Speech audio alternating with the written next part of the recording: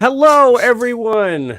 Welcome to It's a Long Story, a place where we roll dice, we tell stories, and we create magic. It's been so long. It's been forever with this specific group of people. One of which it's been just now. This is it. This is the beginning. So everybody in Unearthed Arcanum, take a look at your camera, wave, and say hi. Hi. Hi. Hello. Hello. It's been 84 years. It has been Nailed 84 it. years. Nailed it, Evan. Nice, man. You psyched me out. You said, remember how to wave. Hi. You did it Monday. Overthought it. So I think we'll handle the awkwardness right in the beginning. Everybody, say hi to our new player over in this corner, Hannah Rose. You wave to everybody. Hi, Hannah Rose. Hello. In the background. Howdy, howdy. Hannah's super excited for you to be able to join us. We've worked out the character stuff. It's going to be super fun, introducing Prim to the world of Imea, which brings me to the next part of my intro. If you have no idea what the heck this is, hi, welcome. We are a D&D live stream that runs every Monday, Tuesday, Wednesday, and Friday, having 4 parties for now. Living, breathing, just, going on a shopping list. Nothing bad could happen. And, just hanging out, helping out some people. That's all I'm going to say about that. In the same homebrew world, the wonderful, beautiful world of Imea. So, if this is your first time here, we hope you enjoy yourselves. A couple of announcements. First and foremost, Hannah's here. Yes, we did that already. Also, we are very excited for kicking back into our drop-in, drop-out campaign for anybody who is just has a little time on their hands Saturday night. This Saturday night, so tomorrow night, we actually have almost a full crew. So we have 1 spot left for those who are interested in playing in Humblewood, Silk and Sunder. For those that don't know, Humblewood is a D&D setting that is designed to be able to have players who are people who have been at least interested in playing in D&D, but want to play their own little woodland creature of the land or sky. Now's your chance. Obviously, there are a bunch of custom races, all custom races, really. Some new custom classes, some new magic items, spells, whatnot. It's super fun. And the homebrew sort of campaign that I've made for that, I'm very excited to be able to jump back into, as it is weirdly dark, twisted, zany, but in a kind of silly sort of way. Think like Goosebumps, but we're all adults reading Goosebumps. Does that work? Right? I don't know. I haven't read Goosebumps as an adult. Is it still scary? Probably not, right? No, but there is an angelic possum that you guys get to deal with, so that's fun. just throwing that out there. R.I.P. O.P. R.I.P. R.I.P. Yep. Rip Pop. Incredible. So if you are interested, for those who've been listening to this this long, thank you. For those who are interested in actually joining this campaign, you can do so by going to startplaying.games/GM/It's a Long Story. Also, if you're watching this on YouTube, it is in the video description below. And if you're watching this on Twitch, I'll be nice and I'll put it in the live chat for you guys to click on and take a look at. Super fun game. Like I said, we only have 1 spot left for tomorrow night. So please check it out. And if you know you're not going to be available tomorrow night, but you might be available the next following Saturday, sign up now, because sometimes it goes crazy fast. So I'm very excited to jump back into that. So that is it on that. I think, I have to hold off on that other thing. I can mention this. So we are officially announcing that we are going to be starting. I'm still working on it, so no details from what I said on Wednesday. There's no change. But we are officially adding a 5th campaign to the Tales of Imea, which I might have to say now is Tales of Imea and Beyond, because this will not be taking place, we'll say, in Imea proper, at least. But super excited to get that off the ground. So if you were, we had a huge influx of people that were interested in possibly joining for UA. Sorry, Hannah got there first. But if you were, for most of those people, I did say, like, please, keep in touch. We'll, circle back because hopefully we're going to be able to start launching that game, ideally end of August. That's my plan right now. So I don't have much other details on that. I can tell you, like I said, it's going to be in the world where Imea exists, but not Imea proper. So that's my plan right now. Clint, come on, man. You're muted right now, but this is what Clinton said immediately. Great. Well, I know I'm Alistair. I'm just playing. I'm waiting. That's right. That's right. You're right. I'm so That's a totally sorry. different person. You're absolutely right. Well, if you're interested in what the campaign's about, there's this movie that's called Jigsaw. It's really No! cool. No, not at all. It was just an inside joke. Most everybody is going to be very confused with what I just said. It has nothing to do with Jigsaw. Anyways, yeah, super excited to get that up off the ground. We will then be having a full five days a week campaigns. Yeah. It's just hitting me now. Yeah, Yeah, it's hitting me. it's fine. It's It'll be collateral good. damage. It'll be fine. It'll be fine. Yeah, I am very excited to be able to have that be our most likely our final foray into at least the same time of Imea stuff. But it's gonna be good. It's gonna be sweet. I have some really cool Unless they ideas. start making weeks longer, then you can fit more campaigns in. Once they make weeks long or days longer, yeah. Weeks mean, 2.0. We just have to knock ourselves a little bit further away from the sun or whatever. So Listen, the rotation. Let's call NASA. I'm gonna be honest with you. I don't know if you guys know that, but Kiki does not just play in this game, and with a conversation from her other DM, who said they've run. I checked on their start playing thing. They've run 360 something like 367 games this year. Just this Wait. year. Like 2 a day. Like- it's insane.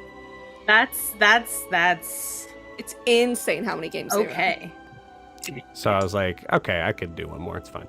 So, anyways, all right. That's a lot of banter. Last thing, for those who are interested in supporting the channel, you can do so by liking, subscribing, and following all of the here wherever you're watching this, whether it's YouTube or Twitch, but also check us out on our social media stuff, which is down there in the bottom. Yeah, we're pretty our cool on Instagram. TikTok. We're pretty cool on TikTok. Instagram and TikTok at It's a Long Story _TTRPG. A lot of really fun little clips.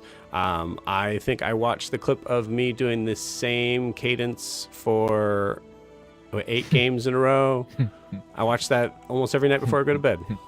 Anytime so I good. feel really good about myself, I'll be watching that clip just to kind of even myself out. No, I love that clip. It's so great. So yeah, please check it out. And like and follow. It is a huge help to us, and it gets us out to more people. So, all right, that's it. That's all I got.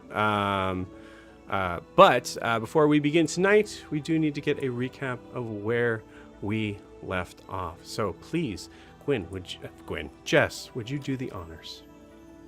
Yeah, so last we left off, we were heading right into combat as Hothier emerges from Alistair after some very intense emotional, some feelings of abandonment, some feelings of anger, all sorts of things coming out.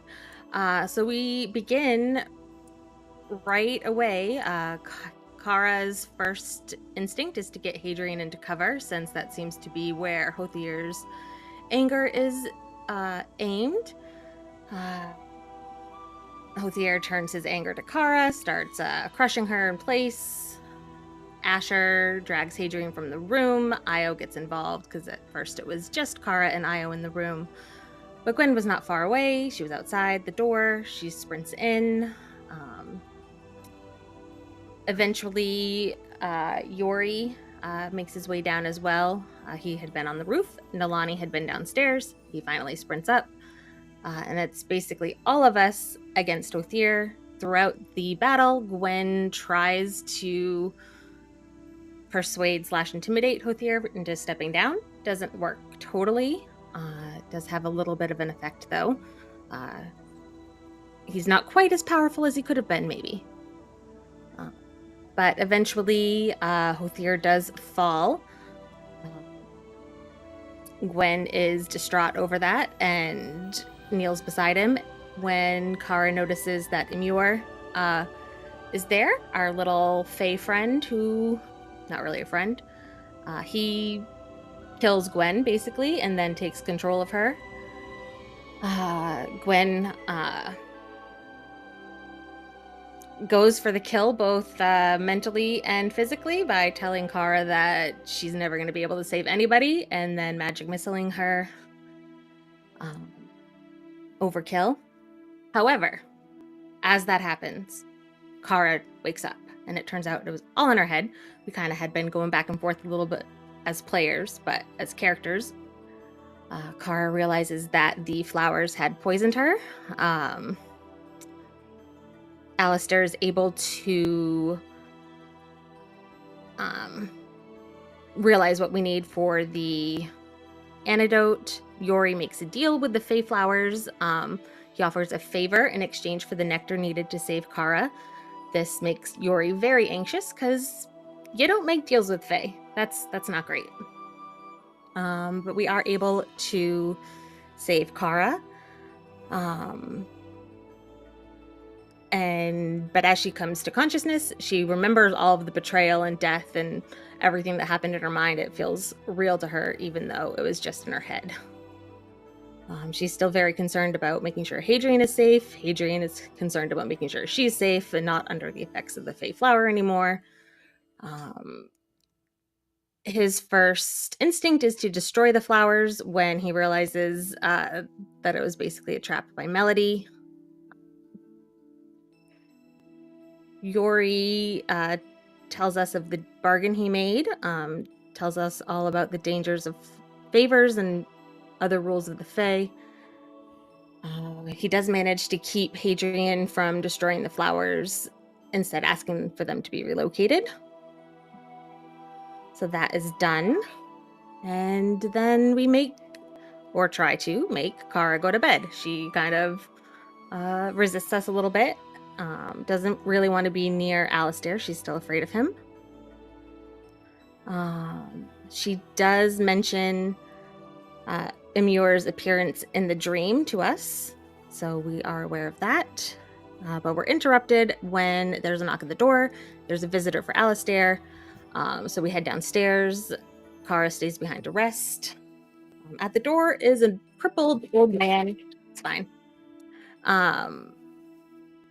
And it's basically Marion Drafton sending the most pathetic person he could find to sort of stick the knife into Alistair one last time, basically. That's what this was. But he gives us a letter to meet somebody named the Dormouse in the stacks the next day, and he will have what we need to fulfill Marion's side of the deal to get us to the Faewild. Hadrian thought that Dormouse was an urban legend. There's all sorts of crazy stories about him, so we're interested to see if the stories match up to reality. During the conversation, Kara comes downstairs. Alistair confronts Hadrian, calling him out on his weaknesses as Io tries to defuse the situation. Eventually, Kara and Hadrian head back upstairs. Yori and Fenrir go to make sandwiches or remake sandwiches. I think he'd made the sandwiches before, but only Io eats the sandwiches, so we're great. Gerald shows the rest of us to different guest rooms. Gwen and Alistair are sharing a room. Yori is sleeping in the library with Fenrir, and then Io and Nalani also are sharing a room. Io's basically chattering happily about the quality of the sandwiches as he drifts off to sleep, while Nalani just sort of lays there. In Hadrian and Kara's room, they have a long conversation about what happened. Hadrian is worried that he won't be able to protect her, and especially if he goes with her to the Faewild. He's worried that he might end up getting in the way. He also knows he can't prioritize anyone over her, even her daughter. And she says she knows that he has a lot of lives depending on him in the city, and there's still the risk of the southern invasion. So they talk it out, and it's decided that Hadrian will stay behind and try to make a safe place for her and her daughter, because as changelings, they would be at great risk. As we fade away from that, we notice Nalani. Well, I don't think anybody notices this, but Nalani creeps down the stairs. He slips out of the front door to meet up with Lyra, and then they disappear into the night. And that is where we ended off. And that is it. Those were great funny notes. Yes. Thank you, Jess. I appreciate it. It's so funny that the beginning of that was me remembering that we had a combat within a combat Combat within thing. a combat. Dream within a dream. And the idea of having to... This campaign, we are really going full Inception in so many different ways. And I love it. You know? Deep into my brain, everybody. Yeah, I just love the idea of having to recap that. I didn't think about that's hard to recap. I was going to do something cool and clever, but I just didn't have time today to do it. You could have you could have been saying things and then also put signs up of what really happened. I had lots of different ideas. But... I love it. That's awesome. It was too cool. nice. Yeah, that's fair. Great. Anything else we need to add to that, gang? Cool. Awesome. All right. Well, with that, we shall begin.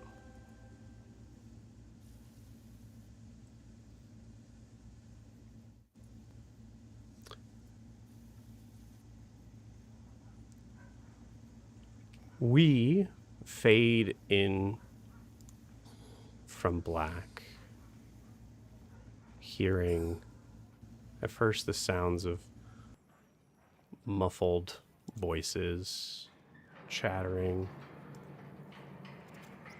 sounds of clanking metal, little mice scurrying around.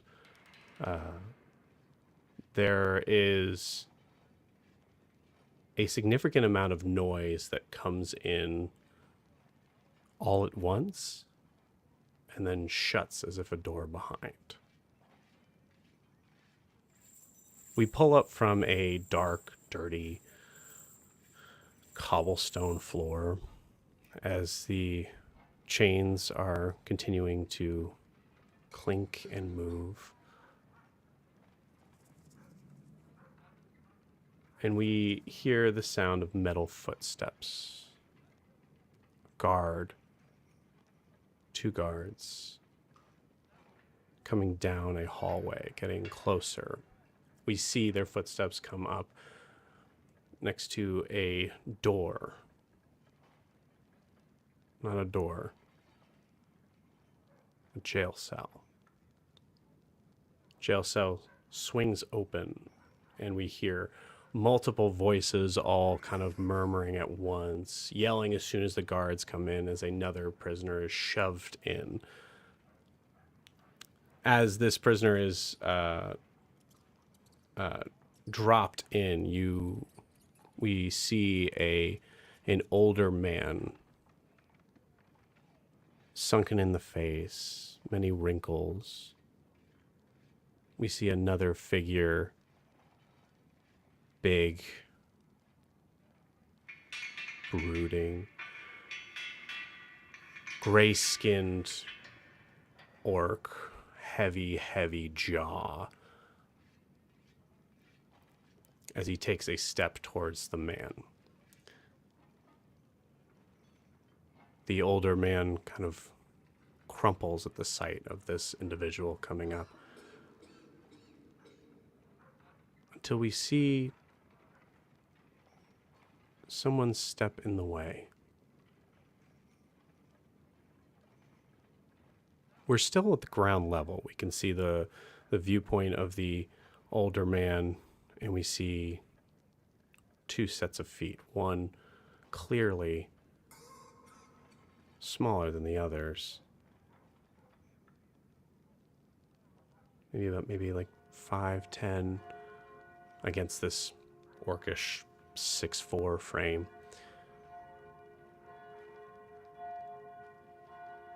We see the larger figure take a step back, turn, and walk away. As we hear the bell chime, starting to begin the day, the only chance of being able to understand what time it is in here, as it is so dark, we see a hand extend down to help the man up. As the man looks up at the face of the good person, the Samaritan here. Prim, could you please describe your character for us? Yeah, so Prim is a half-orc who stands at about 5'11". She has these kind of long black dreads that kind of pull down into a ponytail that she has off to the side. Underneath her right eye, she has a nice gash that kind of trails down and disappears underneath this burnt orange scarf. Her eyes a similar color with that same kind of burnt orange coloring with a soft gold fleck in it. She wears a heavy jacket, and most people notice quickly that the right sleeve is empty. She kind of looks down and kind of kneels down to the man and kind of puts a hand out to him and just, come on now, get up, it'll be fine. Nobody's going to be dealing with you like that. How kind of you, thank you. And he kind of scrambles to his feet. You can see the thin frame of this individual as a man who certainly doesn't look like he's able to hurt a fly. Prim, you've been here for a couple of days. You've noticed over the past 12 hours a significant influx of new friends, we'll say. Most of them seemingly unfit for what this jail has to offer. Many of them you assume to be innocents, as you've heard the cries and the sounds of explosions and fire outside. You've never been able to get a straight answer from anybody of what's been going on out there. So it's up to you whether or not you want to try with this older gentleman. Yeah, I think at this point she'd kind of... It sounds like everything's been going absolutely bonkers outside. Do you happen to know what may have started all of this? I mean, in honesty, this is crazy. You see the man's eyes get really big, and a almost peaceful sort of smile comes across that. He goes, revolution. Or at least the beginnings. We shall bring them down from their ivory throne soon enough. And then leans into you as he goes into a coughing fit. Oh, they're there. It's okay. Cool. Yes, ivory thrones ripping them from that tracking. Totally. I know exactly who you're talking about. I have no idea who they're talking about. Okay. Well, revolutions do come and go in times of chaos. Joy. Good to know. That is good to know. You hear the sound of jingling keys as you look past the man, assuming that there is now more that is going to fill this already crowded jail cell. This jail cell is about, I'd say, maybe specifically designed to be holding, larger sort of groups of people. But even with that, it's only about 20 by 12 feet. And I would say that you're one of about 10 people in here. As you hear the keys jingling, I think, Prim, you think to yourself, truly, we cannot handle another person. And you see the guards that come in are not carrying a person. They're carrying a desk. You hear the heavy thud as they put the desk down. Someone drags in a chair. The guard that drags it in happens to look at you. Daggers, just dragging it, setting it to one side.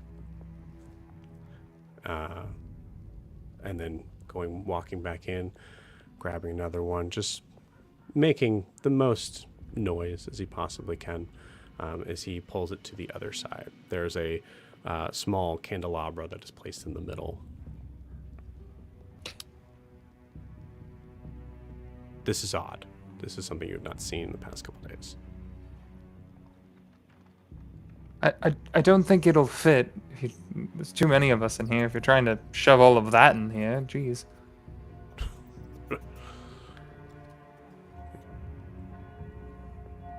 It's the best we could do.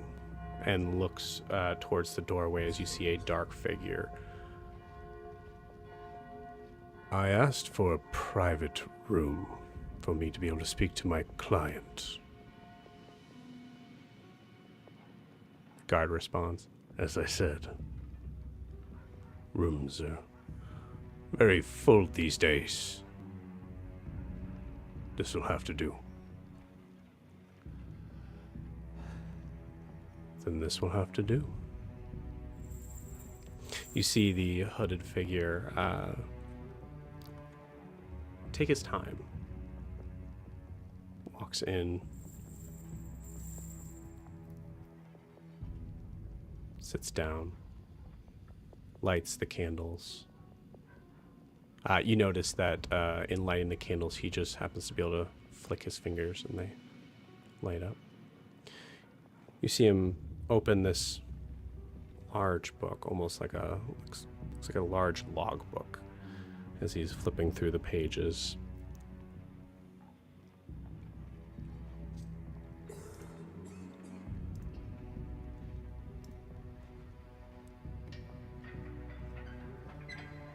Prim Narcissus? Present? Great. Please take a seat. She'll kind of move over and kind of shove a couple of the people out of the way and just back up, give a little space. Come on. You wanted a private room? Back up. Incredible. There's another corner for you over there. Come on. You see everyone kind of just like makes as much space as they possibly can, some begrudgingly, some willingly. As the figure goes, all right, Prim, we'll see what you're made of today. You see him take the hood down as you see horns, dark skin, My name is Francis McKinnon. And I believe we can help each other. And with that, we're going to cut away. Thank you, Prim. To another space in the morning of where you all are waking up in the heights, baby. The height of luxury. Not only in the heights itself, but I mean in a freaking mansion, dude. It is a beautiful day, as many of you are in rooms that have windows with light beaming into them. For those who have slept that night, or have slept that night well, at least, anybody, we're not gonna do like the sort of thing that we've done before with we're, kind of take turns, everybody's rolling, right? If you have something you wanted to do that morning, just go ahead and do it. We'll see. Shout it out, whoever wants to go first. So Gwen did sleep for once. Yay! Yay. Yay. But I do think she probably would. I mean, as Alistair is a pretty early riser too. Generally. Yeah, I imagine Alice was probably sitting in the chair next to the bed, whittling as you wake. I think what she does when she first wakes up is she just sort of looks at Alistair, remembers everything yesterday. Do you still have the bag? I do. I was waiting on you to wake. We should probably keep it between us for right now. Probably for the best. I think as you both mention the bag, you look over to the corner of the room where you can actually see the sack that is holding this item that seems to even be just there's just this faint bit of glowing blue that seems to kind of just push out from the dark opening of it.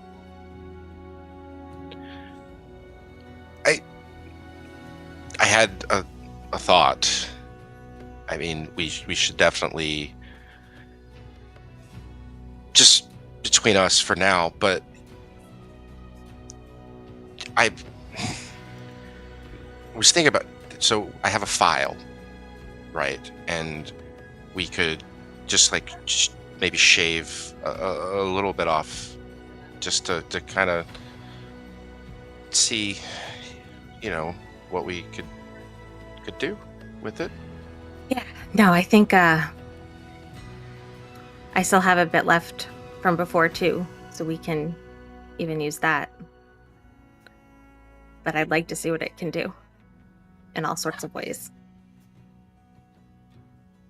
I'm glad you agree, because and I'll pull a small bag out. So it's like a teaspoon of shavings off just the edge. I don't know if it'll do anything. Better to ask forgiveness, right?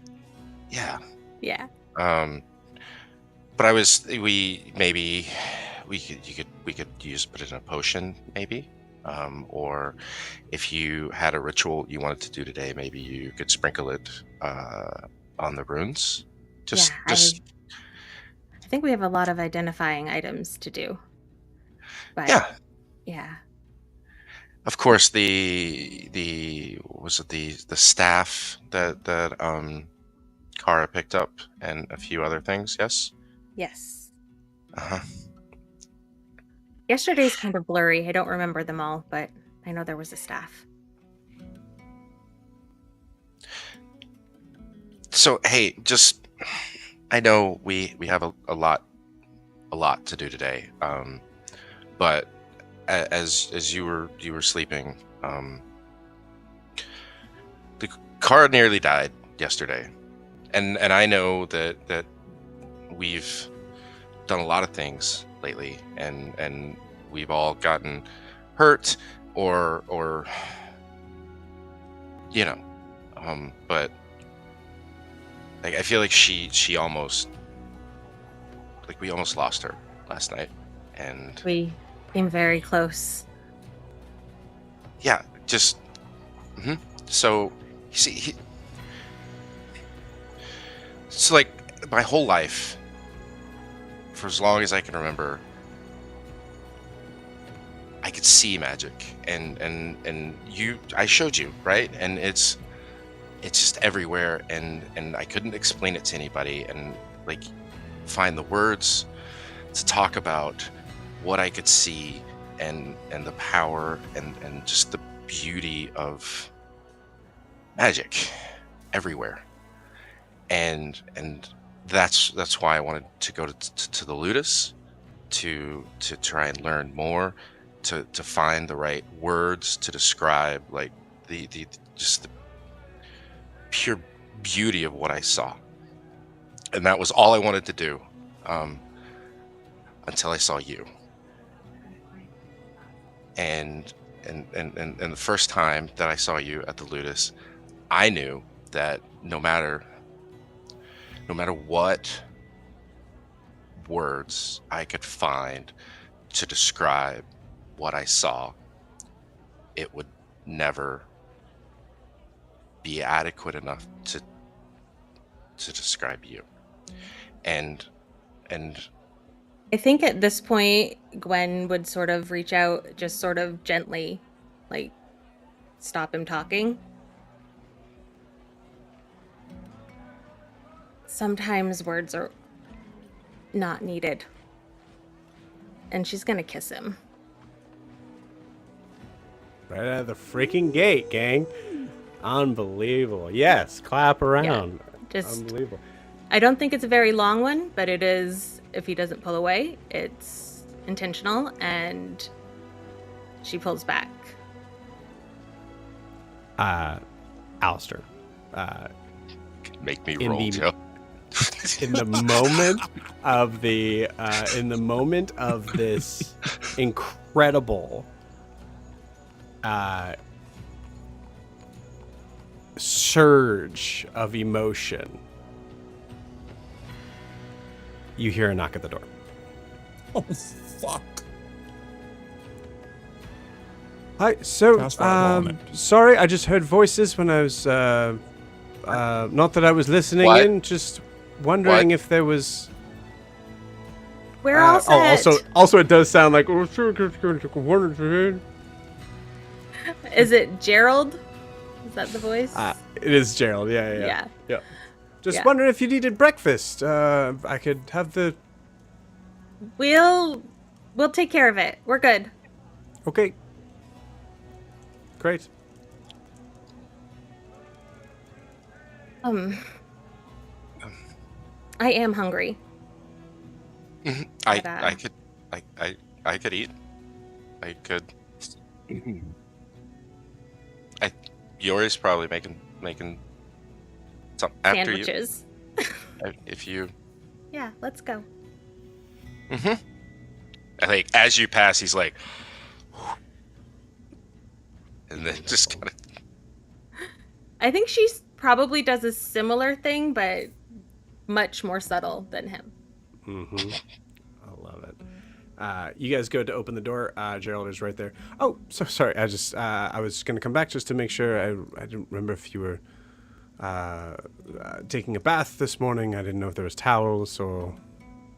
I think everything forget to has do that. been... That would be wonderful. We'll eat first, then take care of everything else. Great. Awesome. Where would you like to be eating? I think we'll find our other friends. We can all have breakfast together. Fantastic. -1, of course. I did see Mi- that... what do you mean -1? I'm sorry. Well, unless I missed him when he came back in. Your elven friend. Nalani? That sound right? Oh, maybe he went out for bacon. Did you check the roof He sometimes likes to sleep under the stars. Yeah. Oh, one of those. Great. No, I did not. So perhaps that's where he is. Is that where you would like to have your meal, breakfast meal? You said you were going to your friends. I just want to know. Yori is It really seems like really you just need a lot of information that is not necessary for that. We were, and you twice we'll figure it out. Okay, great. Well, I will tell you that wherever you go, I will find you with your meal. That was weird. I will. No, we understood entirely. That's wonderful, Gerald. Thank you. Out of curiosity, where have you not looked for our elven friend? Well, the roof, of course. There Great. are a couple of. You should go start in those places then, while we go find. Mm-hmm. Great, I will do that. I do have to make sure the rest of the house is clean. Gerald, this house is immaculate. You've done a wonderful job. I don't think you need to worry that much.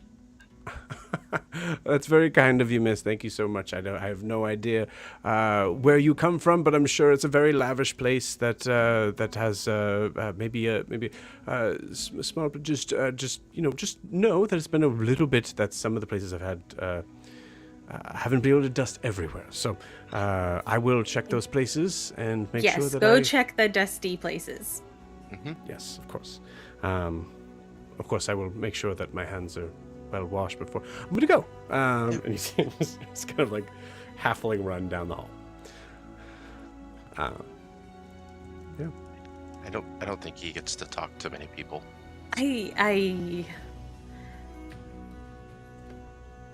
Yeah, he's a little too eager to make sure everything is perfect.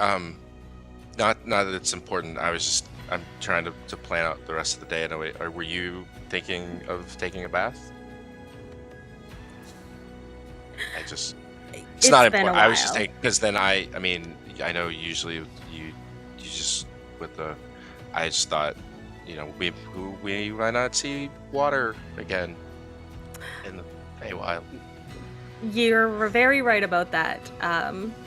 We should. Yeah. I feel like Gerald. Speaking of, I swear to God, I'm so sorry. I have not rolled above a 5. Gerald has now come running back. You can see him down the hallway, so you know he's coming this time. But you see that he does have the towels that he forgot to put in the room. So he just keeps running. So sorry. Yep. So, don't mind me. You. Excuse me. Sorry. Yes, that will be helpful for later. Thank you. Leave you to it. Runs off. That's great. Yes, bath would be nice. I will make sure that we set a time for you to enjoy it. Fantastic. Yep. Incredible. Yeah. Alistair, roll me a wisdom saving throw. Oh boy.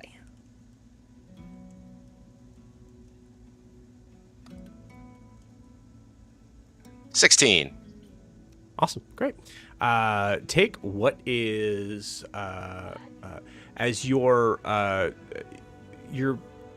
feels different today. You're not sure if that was after the kiss or what, but everything feels just like a little smoother. Your shoulders seem to kind of relax a little bit more.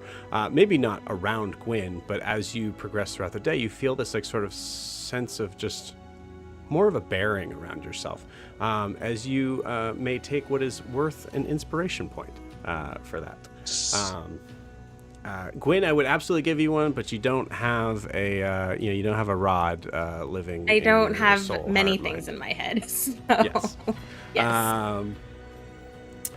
But yes, beautiful. I think with that, we will cut over to Yori. Where is Yori? So Yori's in the library still, and Yori's a late sleeper, so really at this point, he probably is just still. I think the window to that room is still broken, so it's probably a little drafty. And he's, curled up with Fenrir, like, kind of tucked into Fenrir's fur a little bit, and they're just both kind of sleeping. And I think there's a lot of just he's put away all the sandwich fixins and stuff and packed the bags, but there's still a lot of books around out that he just took out a ton of books and just tried to see what they were about, read what he could on them. Mostly I think he was just looking for like fiction books to take, stories that he hasn't seen before, so he kind of has a pile set aside, and then just a lot of other open stuff. But yeah, I think at this point he's probably just still kind of either asleep or in that state where like you're kind of half awake but just still it's cold, and nestled up against your large sheep packle, just like you do. Just everybody like knows does. that. Yes. So yeah, that's the situation. We see the large fluff ball that is Fenrir, full up, curled up like a dog, but if that dog was, I don't know, 3 times the size of like your biggest dog, I think, taking up essentially kind of like almost like half the room in just fluff.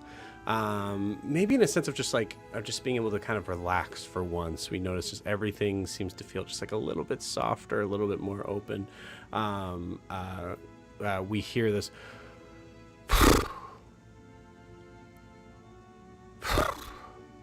every few seconds as Fenrir is just snoring away. I do think, Yori, you are awoken at least with one eye open to the sounds of the street outside, as you have most likely kind of like left the window open. You can hear carts going by. You hear a lot of hustle and bustle, some of which that you're actually surprised by. I don't think you're surprised at all. Of like just a general. The city is very up in Adam pretty early this morning. To which I think everybody else would be surprised at, except for Yori. Yeah. Yori, did you do anything else, or do you think you...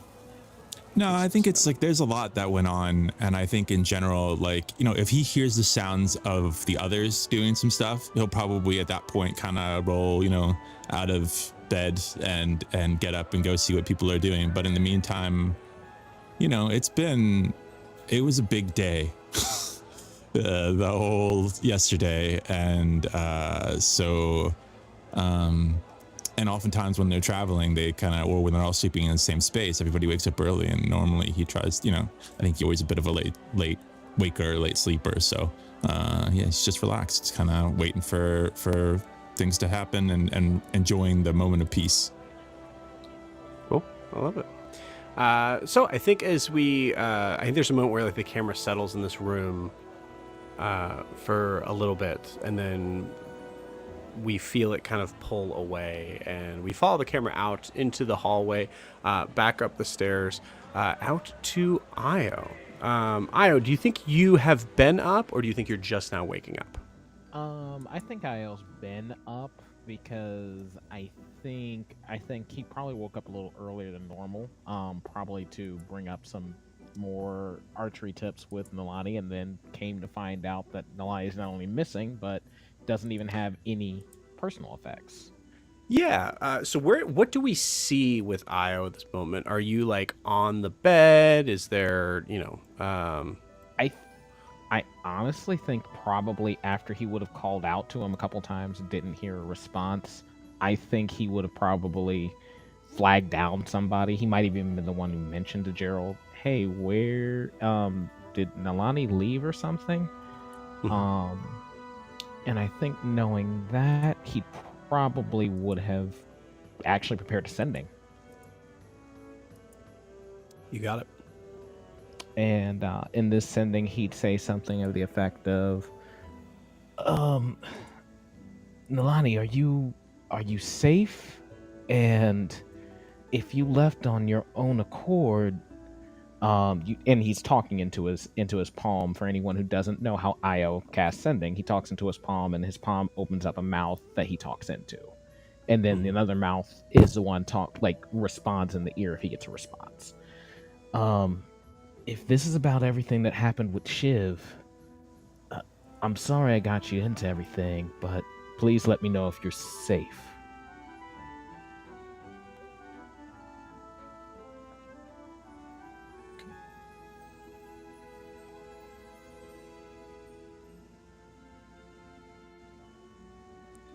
You hear a very simplistic Nalani response.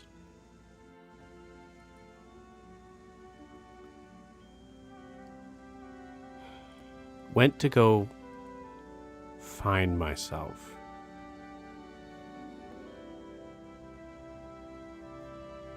Will find you again. Stay safe, brother. And I think you'll kind of see him, because I don't want to cast a whole nother sending for that, but I would have wanted to respond to that. But you'd basically see him kind of just pat his chest and then just say to himself, okay.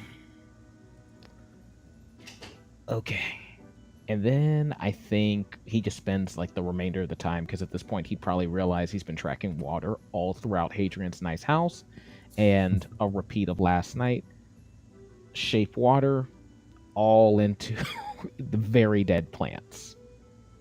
Cool. I think as you do, as you've been doing this off and on all night, I think you do it one more time, and there is a moment where you actually see the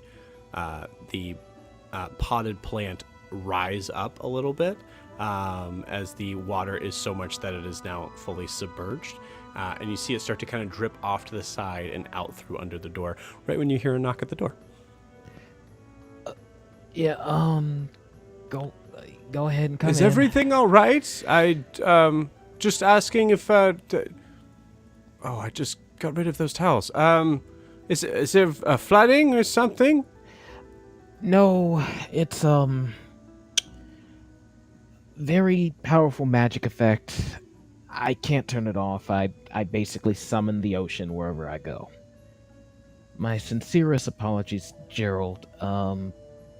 This is through the door, so yeah, he's shouting loud enough to be heard.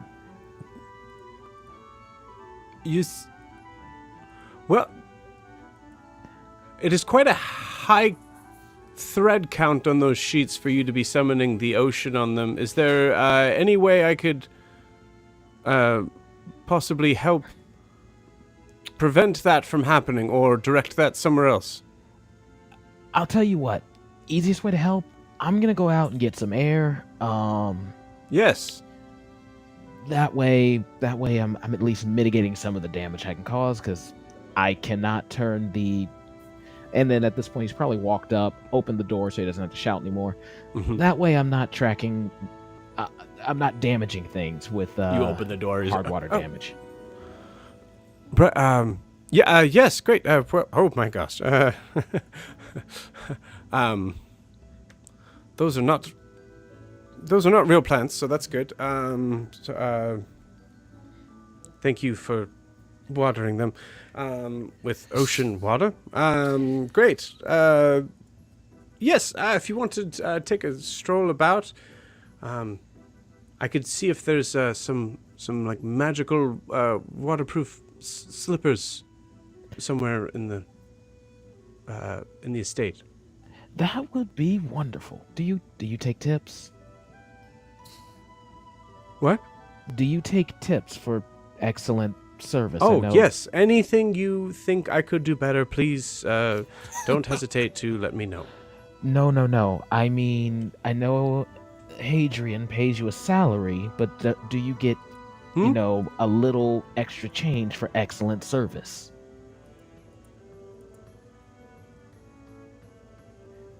Sir, I very much like my job here.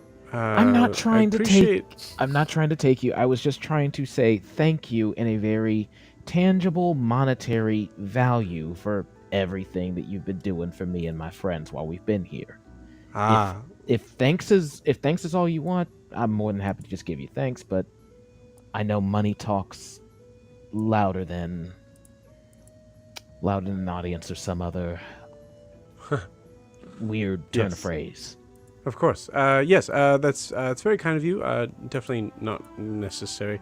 To be honest with you, I actually was also coming up to just apologize for the state of things in this in your room. I don't believe I had a chance to dust it yesterday, so I apologize if there was if that is perhaps the reason why you've been upset enough to line the floor with. No.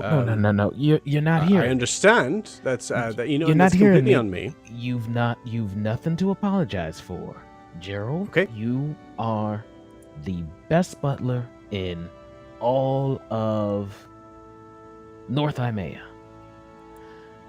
I am. Thank you. I am appreciate that. sure. I'm sure if they have some kind of convention for all of y'all, and you get an award or whatever, you gonna get top honors. It's a side effect of making a deal with some weird sea monster. Is the reason why my feet drip. It's not due to dissatisfaction of your service.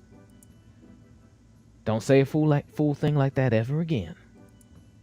Oh, I'm so sorry. My humble apologies. Gerald, say it with me now. You do great work. You do great work, sir. No, I, Gerald, do great work. I, Gerald, do great work. I am the best motherfucking butler in all of North Imea. Come on, Gerald, say Give me a it. second. I rolled. Oh, sir, I couldn't possibly say that. I am the best mother-loving butler in all of. I missed the last part. I got very confused in your In cursing. all of North Imea. In all of North Imea. That's the motherfucking spirit. And he just clasps him on the back in a very jovial way. And then he makes his way out so he's not tracking any more water throughout the place. You got it. Yep. There's a moment as there's been so much that's accumulated in your room. There is a little bit of a squish on the rug as you're walking out. Incredible. I think you. I think in this moment, I'll say it just for. I think I did have you guys in the same wing. But I think it just makes sense that Io was maybe on the first floor of this to be able to kind of like recap it. So I think Io, you actually you walk up as soon as I would say Gwyn and Alistair, or at least one of you guys, are walking down. Both of us. Cool. Yeah. Morning, Io. Morning, Io. Hey guys, okay. You guys seem very in sync today. Breakfast, Io. I'm sure Yori is waiting for us. We kind of ignored his sandwiches See an last insight night, and I check. feel bad. I was gonna say, give me that insight check, please, Io. You can't just assume. Oh yeah, I'm gonna go ahead and do that. But I'm Actually- hoping the dice agree with me. I'm gonna say Alistair, give me a deception check, not Gwyn. Alistair. 100%. What's that insight? That insight's a 10. That's a 21. Wow. I don't know how this is gonna Oh, pay that's off, right. You but have. okay. You have. I just says this every morning just in case. This is Yeah, you you- guys seem kind of in sync this morning. Mhm. Hey? He's Is been hoping today for the this for day? years, and What? it's his normal say. Honestly, especially after we saw what was inside of Al's head. Oh, for sure. You didn't see what was inside Al's head. I thought we all did during the Mind Palace thing. We also Oh, Well, we during all the- saw him Oh, try the to Mind Palace. Yeah. thing. Yeah, Yes. we yeah, went back, yeah. yeah, since I then, mean, yeah, if yeah. anybody has thoughts, it's probably Io. Right. mhm. Yeah. Io does have detect thoughts too. But yeah. Cool. So I think with that, where do you guys think you go from here? Like, so you guys are kind of Gwen meeting. is looking for yeah. Yori because we didn't eat his sandwiches last night, and that's as good a deflection as anything. You got it. Yeah. I think the first thing you would assume actually is Yori was where you last saw Yori, I imagine. So yeah. So you guys check the library. I think Gwen, do me a favor. Roll me a sleight of hand check. 7. Great. What would it be in stealth, just in case? 7. Great. Yori, give me a perception check.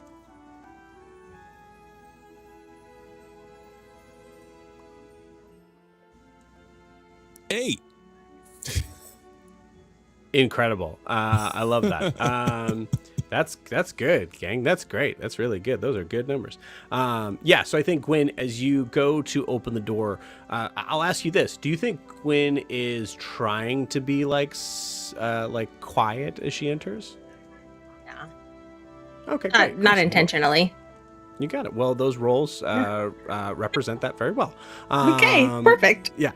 As you swing open the door and you see Yori, just one eye open, almost ready to go for you, as you see him in the library in Fenrir.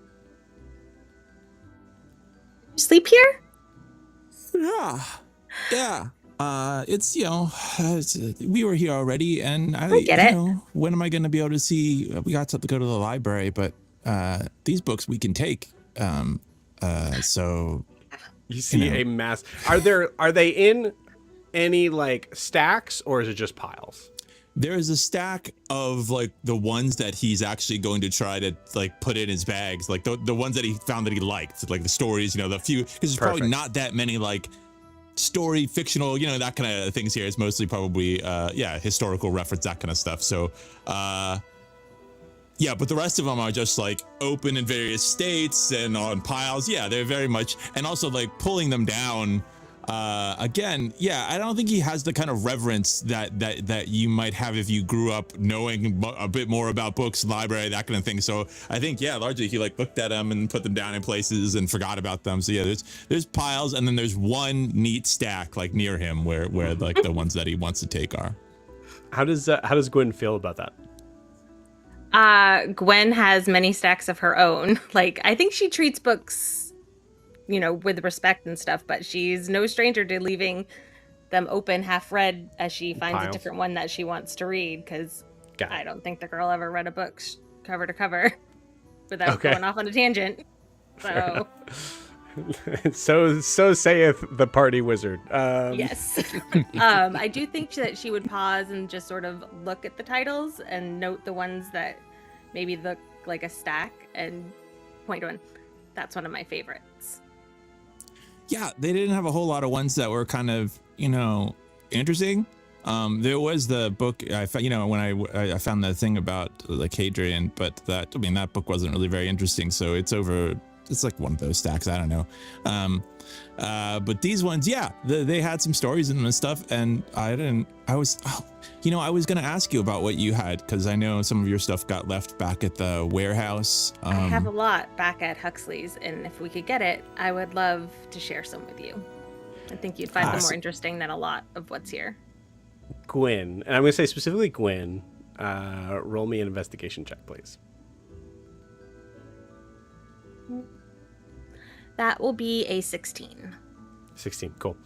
You notice that it is not in the stack that is the highest, but it is like, I'll say maybe it's like 3 books high, like is the idea that like it might have been something that was of interest. You see in the middle sort of section, there is a binding that I think Gwen recognizes, a title that says Tusk Love in it. Amazing. Yes. She's going to look at it for a moment, look at Yori, think, I was a lot younger than him when I read that. Kind of pull it out and stick it on his file without saying a word. Incredible. Yeah. Just to make sure he is taking it. Yeah. Exactly. Maybe I want to read it again myself, but everybody should enjoy Tusk Love. You bringing that book? It's a classic. He should read the classics. I haven't read it. Maybe you know what? That'd be interesting. Maybe I should. Deception check. Or persuasion check. I won't look at which one it is. It's 12. Okay. Gwen, you want to roll insight check? Sure. I don't know why. Yeah, that's a -1. I rolled a natural 1.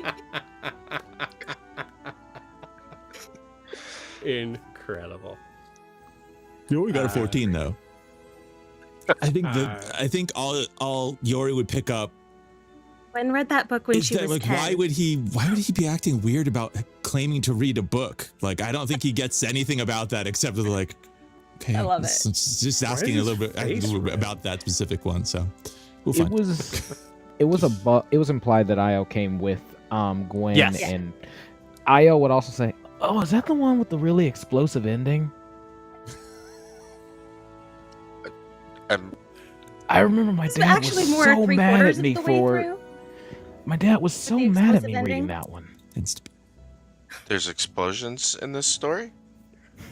Maybe In a we'll do it way. as like a book club. We can all kind of read it, and then we'll talk about it at It's night. been when a we long get time since in I've had a book sleep. club. Yeah. That sounds amazing. I think there's a moment where the camera tries to kind of like pull up towards the ceiling, and every time someone says something, it kind of like stops and like looks back down, but then continues to kind of go up. I was just trying to figure out. Oh, nope, is it okay? All right, okay, great. And eventually fades out into the ceiling as it moves through and upwards to a rather large and luxurious bedroom. Kara, where do we find where do we find you today? Probably just waking up. Contented. Yeah. As you awaken, do you? Ooh, this is an interesting question. Do you wake up in your changeling form? Trying to remember. Yes. Because what happened with Asher never actually happened, so she's been in her changing form since the flowers. Mm-hmm. So yes. I would like you to give me a perception check as you wake up.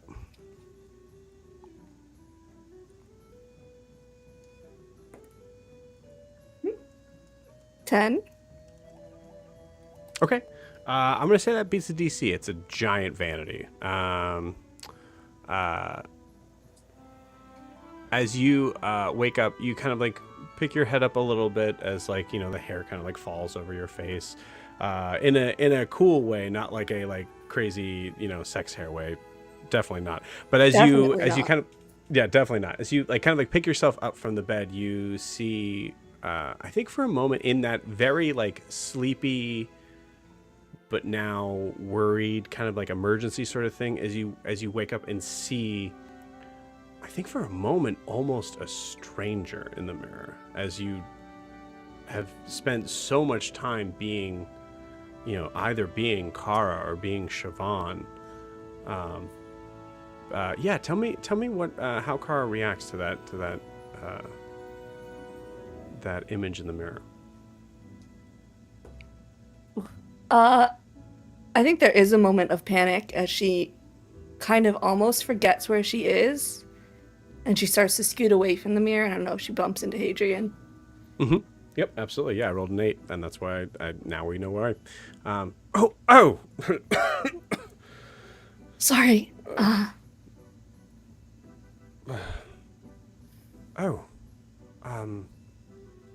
Right. Good morning. Good morning.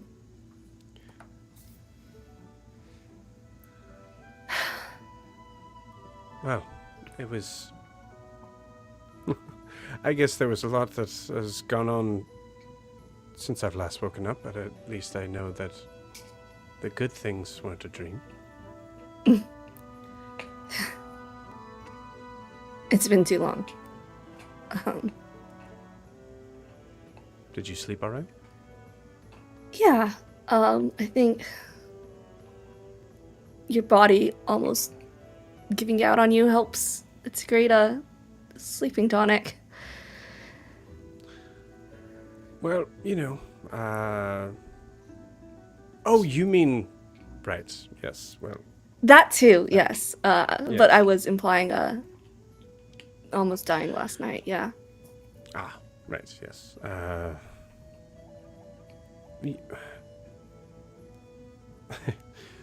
Still difficult to put in words, which is not normal for me. I'm sure you're looking for breakfast. Where is Gerald? Usually he It's wakes me by fine. now. It's nice to just wake up like this. It's been too long, and we may be leaving today. Right. Well, one thing I wanted to make sure that you don't need to take it now, but I would say that it's something that might be as much as I can possibly offer. Give me one moment. And you see him kind of swing himself out of bed, grab a blanket, wrap himself, and goes and opens the hidden door in his room.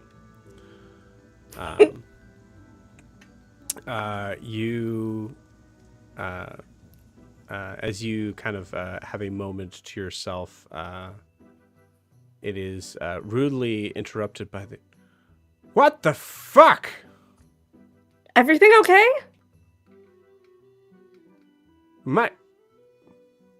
Ugh.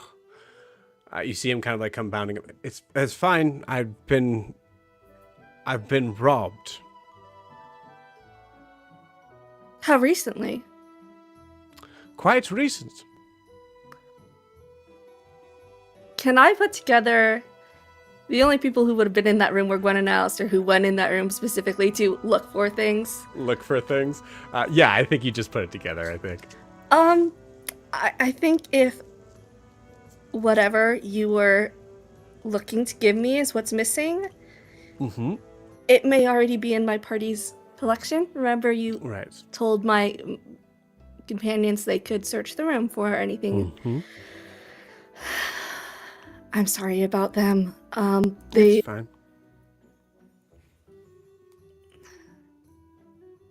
They do things. Actually, I've never thought of them as thieves before. Well, I haven't felt like I've needed to hide this room well enough for the level of thievery in, ever since I bought this house. I mean, so, if there's anything they took that they weren't supposed to, we can get it back. I'm sorry. Anything they took, it only takes away from the theatrics of presenting it to you myself. So, there is a rather large piece of Dominion that I was going to give to you because even though I had some ideas for it, I thought, maybe it would help you in your travels more than it would help me. So it was. You'll see it. It's quite. Assuming they show it to you, it's. Yeah, I'm sure they'll be excited magnificent. to show it. Probably not here because they'll probably think they're sneaky about what they did. Right. Well, let's let them think they've won. I'm so sorry. Where is Gerald? Excuse me. And you see him go to the door, open the doors. Gerald! It's really fine. Unless he's gotten murdered in the middle of the night. Gerald! Think about people in my party. You hear the little halfling footsteps as Joe goes, so sorry, sir. Yes, well, it's fine. I guess. The lady would like, and just kind of like points towards you. Also, make sure you're decent before. Yeah, I think she's got the sheet wrapped around her now. Mm-hmm. Yeah. What would you like? I think if you could just prepare breakfast downstairs, I think we should join my companions, or at least I should, at some point this morning. You see just the slightest moment of crestfallen in his face. And then it perks right back up. Okay. It'll take time to get breakfast ready, at least. You know what? Why don't we eat up here? Are you sure? Yes. I will be breakfasting with them for however long I'm in the Faewild and beyond, so... Yes. Gerald, why are you still here? Go, get the food. You see Gerald just, oh, yes, of course. So is there anything specific? The usual, Gerald. And you see him just run out, close the door. Right, well. That will take him a few minutes. I think we can find something to occupy us. And we fade to black there. Beautiful. Cool. Let's go back to some place that's just a little bit more happy. PG-13. Right? Definitely a little more PG-13. Maybe, I don't know. We'll see. So Prim, as you are staring at this man from across the table, go ahead and give me a history check, please. Oh boy. I'm not great at these. I believe in you. That's an 8. I believed in you. It's not a negative number. It's good. It's not a negative number. It's good. That's how it goes around here. You are not entirely sure who this individual is, but as he kind of moves his spectacles up to his nose and looks through. All right. Born in Nova Sol. Yes. That's an odd thing to be asking somebody that you just met, or stating it at least. I've only just started.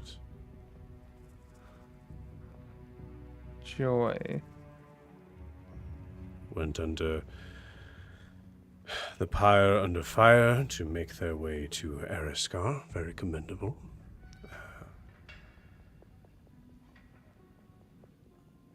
Found their needs journeying more northward. Worked at the Rusted Bucket for some time. And finally making their way to Azamare. You see him close the book at that. I'm assuming that's where you lost. And he looks at your arm. I'm going to describe what we see right now from that side. Really, all that can be seen at the moment is the right sleeve is kind of folded in on itself and buttoned up, as she's wearing kind of a thicker, like almost winter jacket, despite it being pretty warm in there. She doesn't seem to be bothered or fazed by the temperature despite wearing it.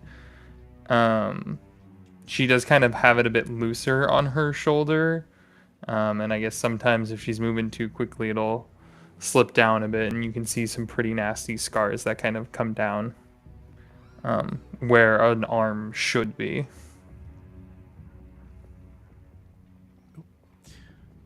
Do you say anything in response to that, or do you allow him to continue? I mean, technically, that's correct. I mean, most of the timeline there is right. A couple bits and bobs that you're missing, but I'd say overall you've gotten me pretty squarely found. Well, it has become apparent to me under the guise of a recently misled man that you might be Someone that could prove of use. Either way, the stars have aligned in being able to prove yourself thusly. You hear him let out an unconventional sort of cough. Go ahead and roll me a perception check.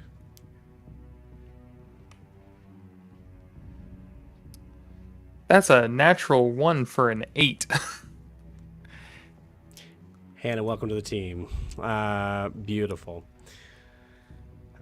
Great. As you hear him let out this, you do hear him kind of stamp his foot as he does so. Excuse me. You good? Need water? But we could probably ask the guards for. Hey, no, you should not drink the water in here. Let's be real. I can't recommend it. You see him just kind of stare at you, open his book back up, write a little note, close it back up. Well, Joy, not a fan of this, but continue. I'm interested in understanding.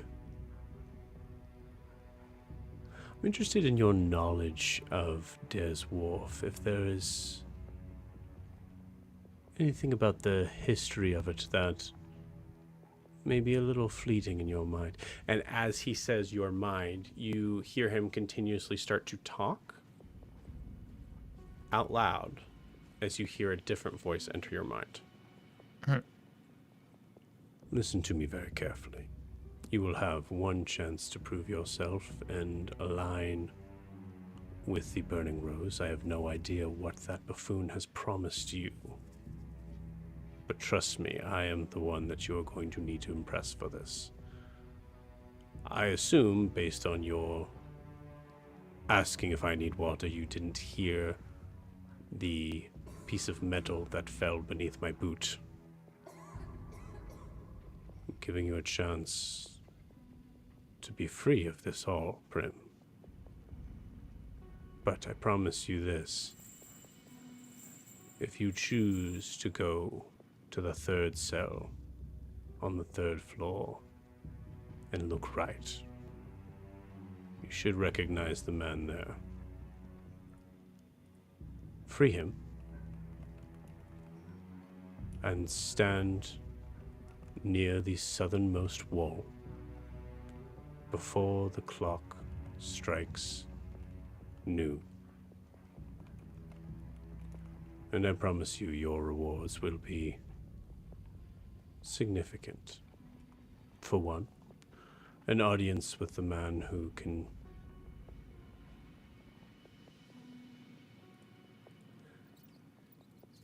make any dream come true for a one-armed prisoner, at least.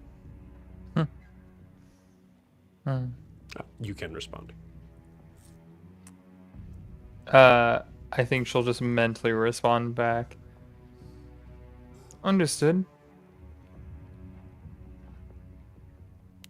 Do you have any questions? Nope, sounds like an easy plan to me.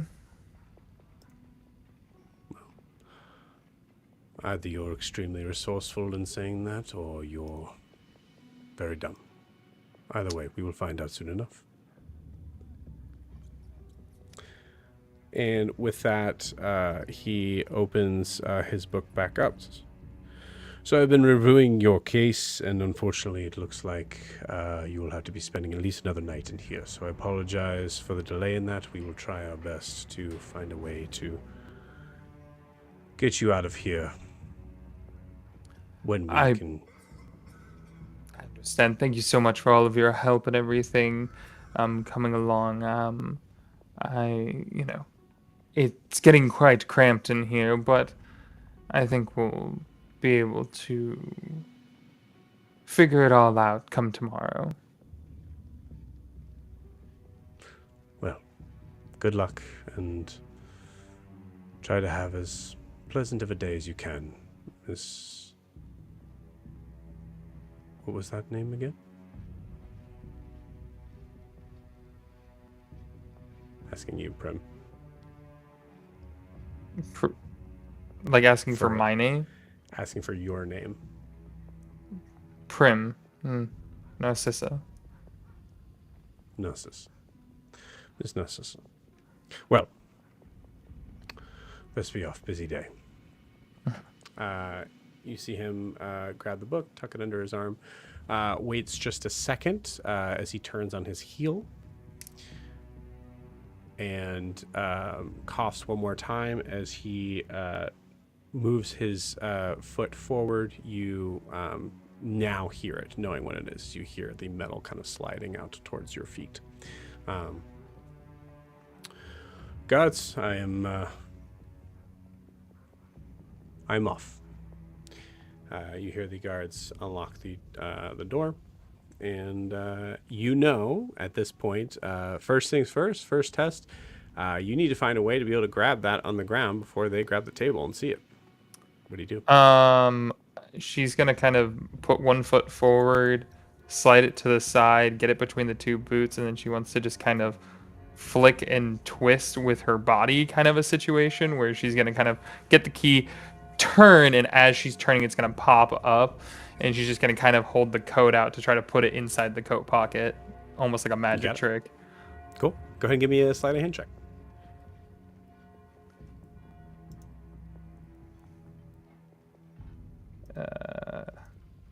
That would be a 27. There it is. Incredible. In one swift movement.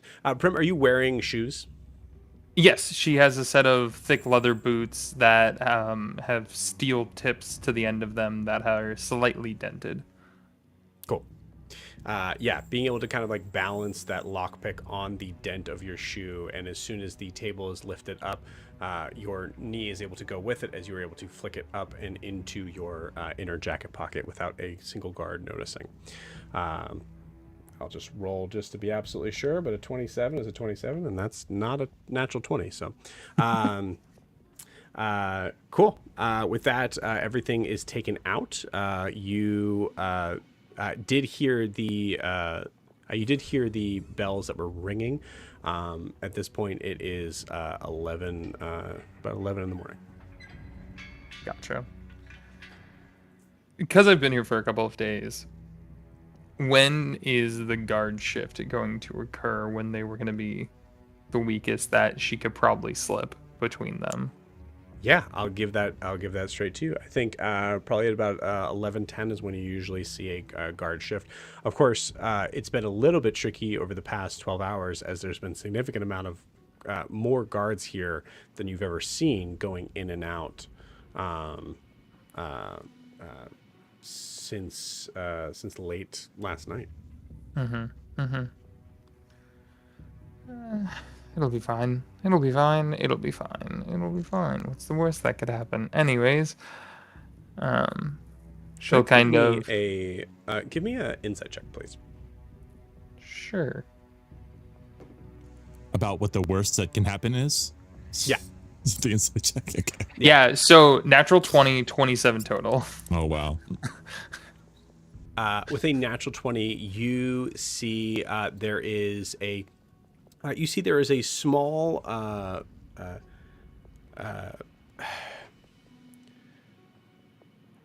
someone who is was most likely perceived as a halfling, but you actually see as a human boy, who is in the cell, kind of like near the door.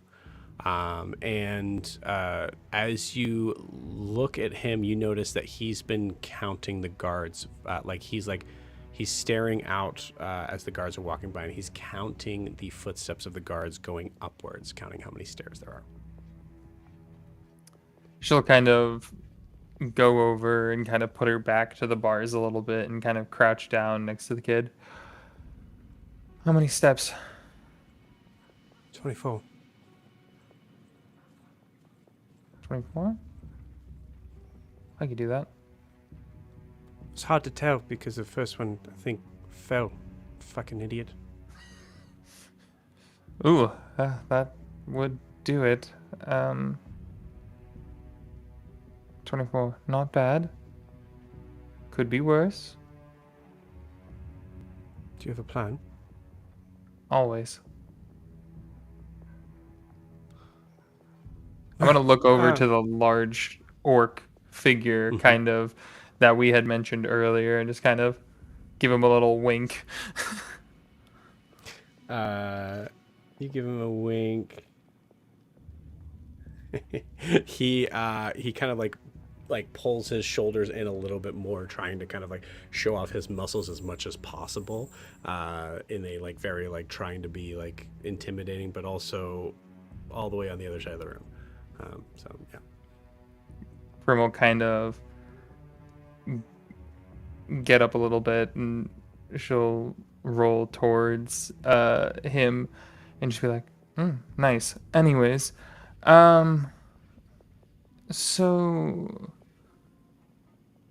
chaos, little rioting, that why you're in here? Maybe. Okay. Yeah. No, I was. Oh, so sure of yourself all of a sudden. I like that. Do you want to do some more? What for?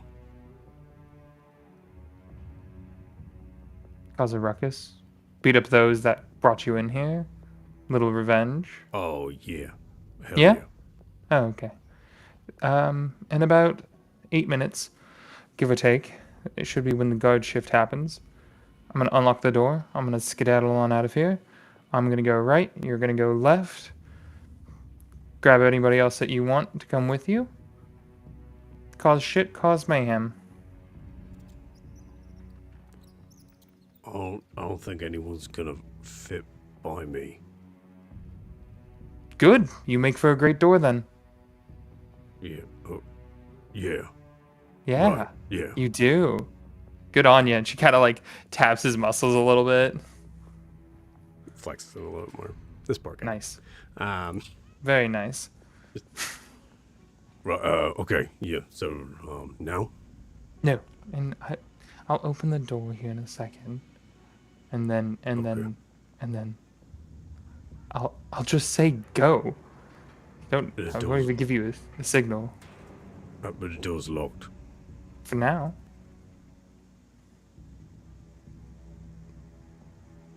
I have my ways. You had a key this whole time? No. I don't have keys. I've been in here for 5 days. You think I would have keys all of a sudden? I Just, I'm going to say left. go. It's fine. It's When fine. you say go, Yes. I'm going. Chaos. Left. Am I going left or I'm going right? You're going to go left. I'm going to We'll go go left. right. Right. Okay. Correct. There you are. You're getting there, darling. So good. So proud of you. What are you doing after this? Ooh, sorry, you're not my type, but thank you for asking. Oh,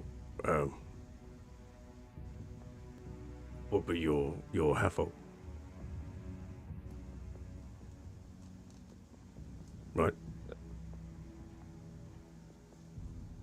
Well, If we 'cause find I'm each also other, an orc. if we find each other, I'll buy you a drink. Sounds like A date? Correct. a date. And Yep, that's she'll the kind last of, one. she'll kind of, at this moment of awkwardness, kind of start sliding towards the door. Just doing the little shuffle, like. Yeah. So as you do so, you hear the little boy just go, "Okay, so is he in?" Yeah, gonna chaos. He's gonna go left, so probably want to go right. You want to get out? Oh yeah, I don't think I'm even small enough to be able to get by him. No, he's a door. Have you seen the muscles on him? Like, come on. Somebody's got a problem. Yeah, well they're all up here. You know, they're all.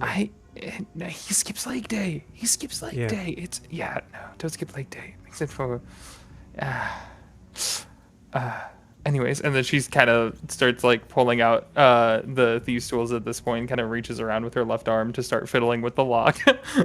Cool. You got it. Go ahead and roll me a sleight of hand check. I'm going to say in this moment with disadvantage, as it is still within like possible view of the guards. So you're trying to be like, really careful on that. Yeah. Okay. I'll just roll this over here then.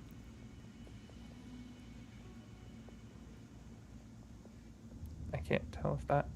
Oh, they were both 19, so 28. Jesus, you're a monster. Incredible. I think with a 19, you actually are surprised how quickly you're able to unlock it. So it's actually like it's too fast. Like you now have 4 minutes where you're now having to like. I think you see the little boy like kind of like just puts his foot to the door as well. I got you. Yeah, thanks. That was not supposed to happen. My bad. They are really shitty locks. And she just kind of repockets the pick set. What are you doing in here anyways? Oh, just wrong place, wrong time. Oh, God. I like you. And that's horrifying. Tears Wolf, baby. Growing up in these streets. Yeah, that's been it. This town is messed up. Oh my goodness. Hey, can you put in a good word for me? Who do you want to join? Who are you with? Well, I'm not technically with anyone, but maybe. Oh, yeah, definitely put in a good word with them then. You got it, buddy. Mark.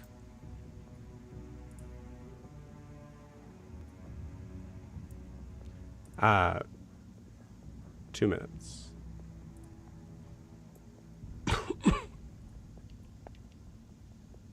Nope, never mind. You see the old man that you helped coming in.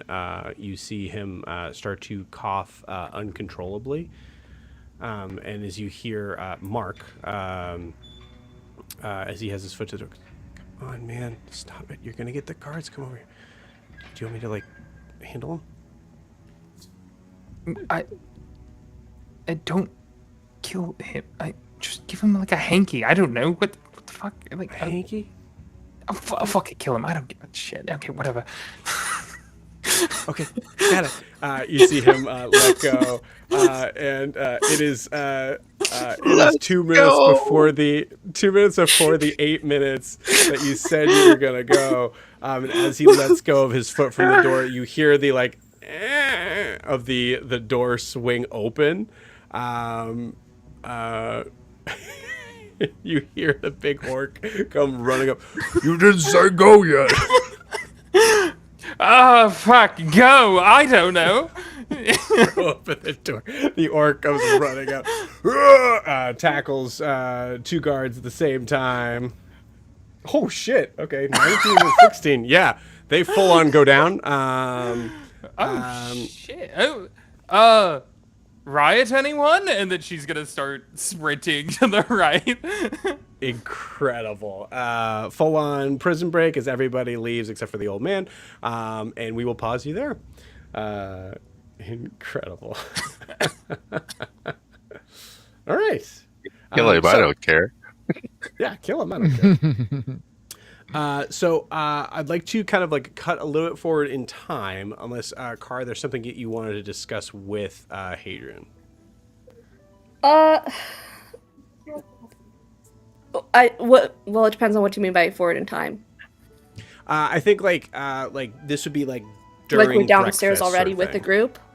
I'd say like if there's something you want to discuss during breakfast, you can do that then, and then once we have that, we'll kind of like push forward to being with the group. Yeah, just real quick. Yeah, sure. So as they're eating, getting their energy back,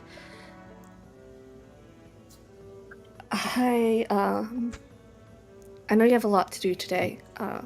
Some things canceled. I think I've already done a lot today. Yes. But yes. We're gonna put together a list of things we need. Should I just give it to Gerard when we're ready? Oh, yeah, it depends on what those items are. If there's some things that need to be handled below the table, it might be easier to be able to hand that off to Francis or. You know, knowing these people, yeah, I think I'll hand it off to Francis. Okay, great. Do you? I can handle the payment stuff with Francis. Also, I need to check in with him on how. I don't know if he was getting Brom last night or this morning or what, but. I would like to apologize to Brom for getting him jailed before I have to leave. It's. Yeah, I think he takes a pause and then kind of pulls back. Apology for what? From my understanding, he went to try to attack you. I was I'm planning pretty on sure making him grovel for my forgiveness. No, Hadrian, he was going to help me, and then there was a flash in his eyes. I think it was Melody's control. I don't think it was him. I truly think he was trying to help me, but she got to him. Remember what she said? She said certain people she couldn't force to her side, so she made them compliant in other ways. Go ahead and roll your persuasion check.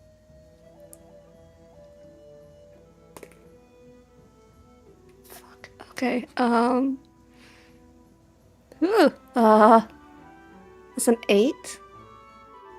Natural 2 for an 8. Cool. Of course. Yes. I will make sure to take that into account.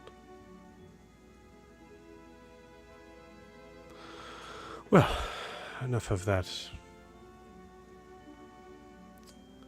There's a lot of things of last night that I think is just anything that I need to explain or you wish to discuss, I'm available for now. There's a lot of things that I think I'm still not entirely sure of that I need to handle today. Mm-hmm. Yes. I mean, you have a wedding to cancel. Yes. You need to make sure. I'm very scared that the Violet Sisters will try to retaliate. And not only that, there's the potential southern invasion and a riot outside. I'm just... If this city gets too much when we leave, I need you to get out.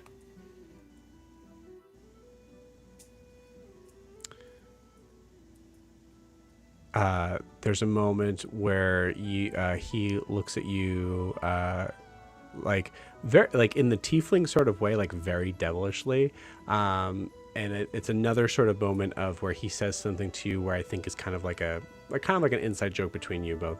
He goes, Mm-hmm. have I ever been one to run away from a fight? And you know the answer is always yes. Mm-hmm. Do you say it?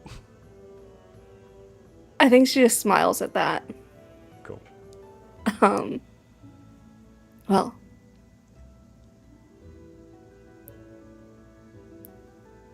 as much as I want to take up every minute of time I have left with you, we have things to do. Of course. I think. Yes. I've kept you from your friends for too long.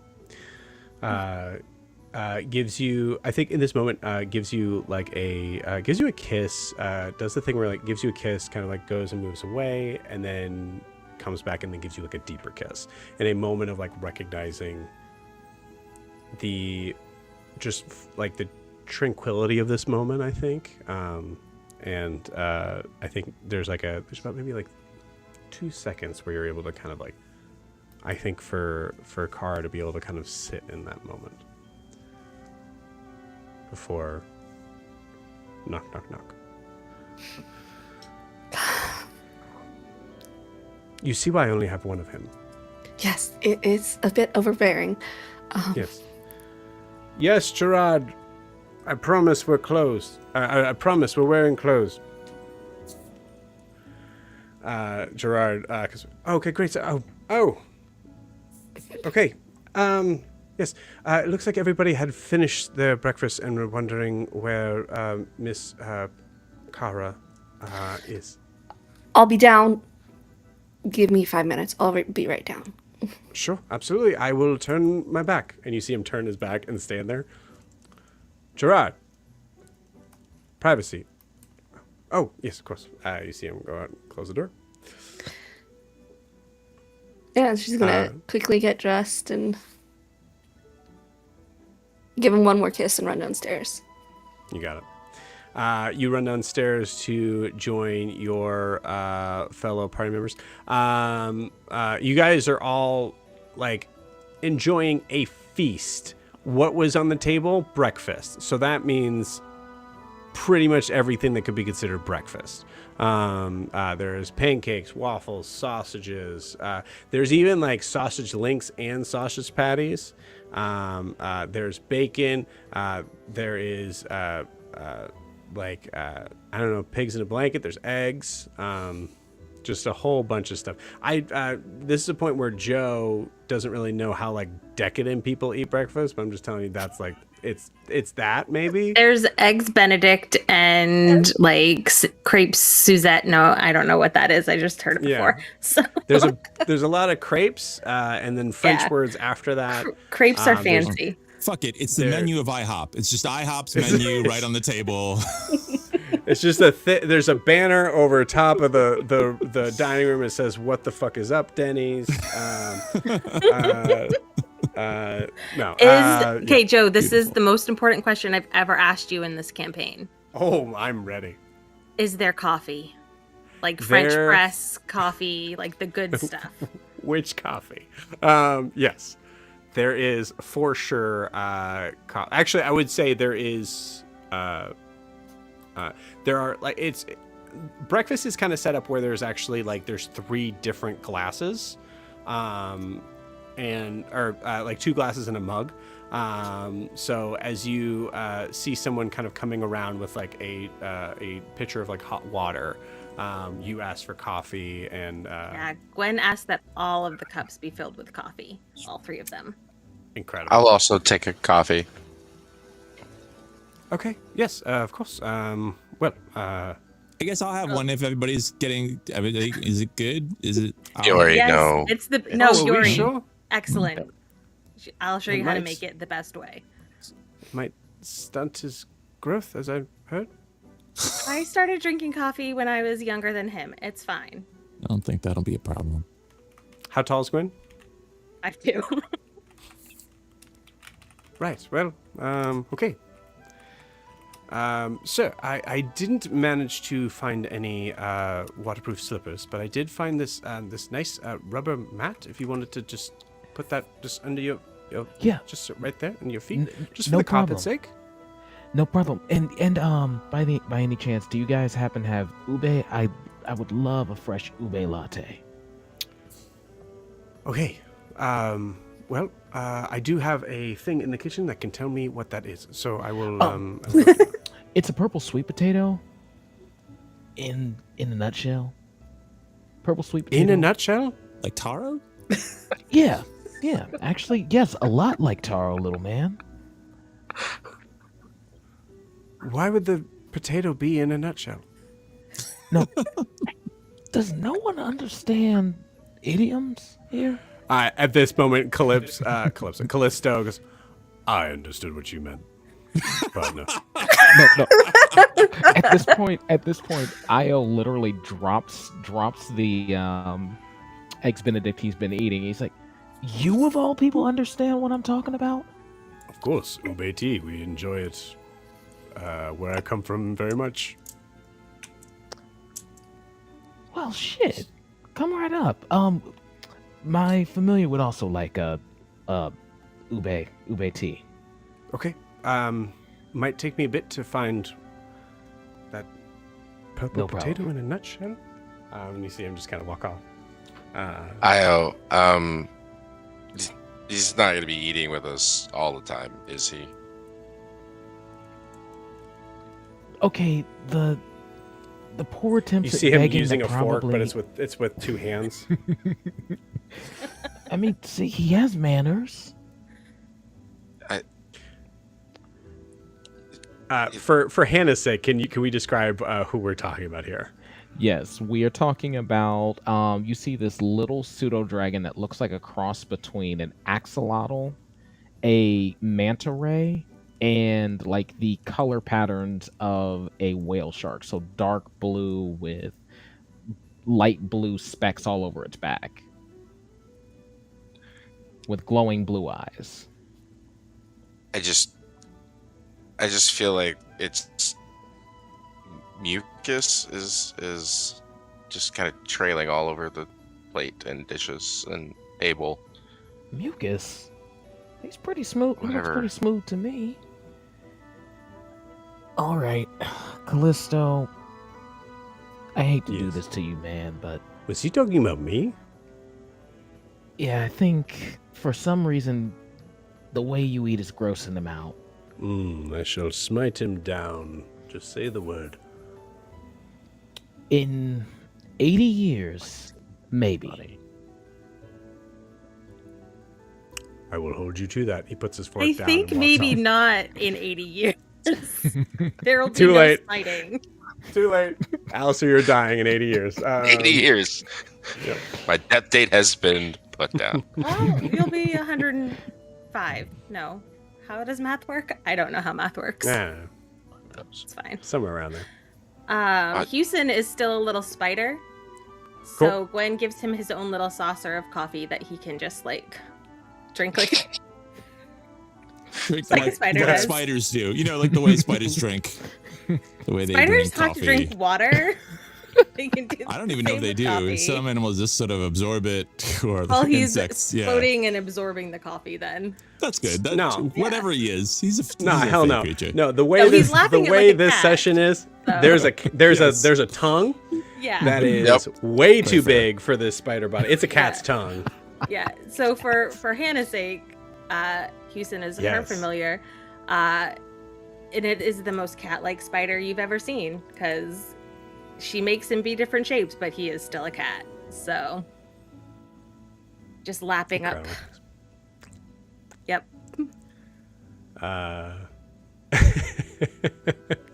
He's an infernal being. He's fine. Yeah, it's totally fine. Cool. What is Yori doing eating wise? I'm just curious. I think like he just gathers again. He doesn't have a huge understanding of a lot of different foods. Like didn't have an experience to go and eat a lot of stuff at any of the places he's been. So he kind of gathers one of everything. He just has a big sort of pile of different things, and he's both eating things, but then occasionally just like sneaking one down into a bag, and then sneaking another one down where Fenrir is. So Incredible. half his food probably is going just under the table to various sources, and then eventually I think he's kind of eating, and he has a book kind of open that he's just kind of going through as he eats and trying to like read some of the words. Cool. Based on Yori's background, is there a potential that Yori is also being like protective of his food, or do you think that's like past? No, I think I think especially if he's immersed in a book, if he's trying to like figure out like what the word boudoir means, that he's gonna have a hard time. Yeah, like he's gonna react instinctually to anything that comes like near the food, because that's what he's had to do in certain times of his life. So yeah, like that's yeah. So yeah, he would be protective. Incredible. Yori, are you? Hey, sorry, you good? I said, there's a lot of like, you know what, dalliance. Oh look, A dalliance? they're talking about an immovable rod in here. Really? That I don't know if it's the same. is that This is is too. that- I think this When is too complex for me. Innocently eating waffles and pretending this is not her fault. I'll have to ask you for help with that later. This is just, yeah. So yeah, what did you, do you have? Yeah, I was I have to be honest with you. I don't.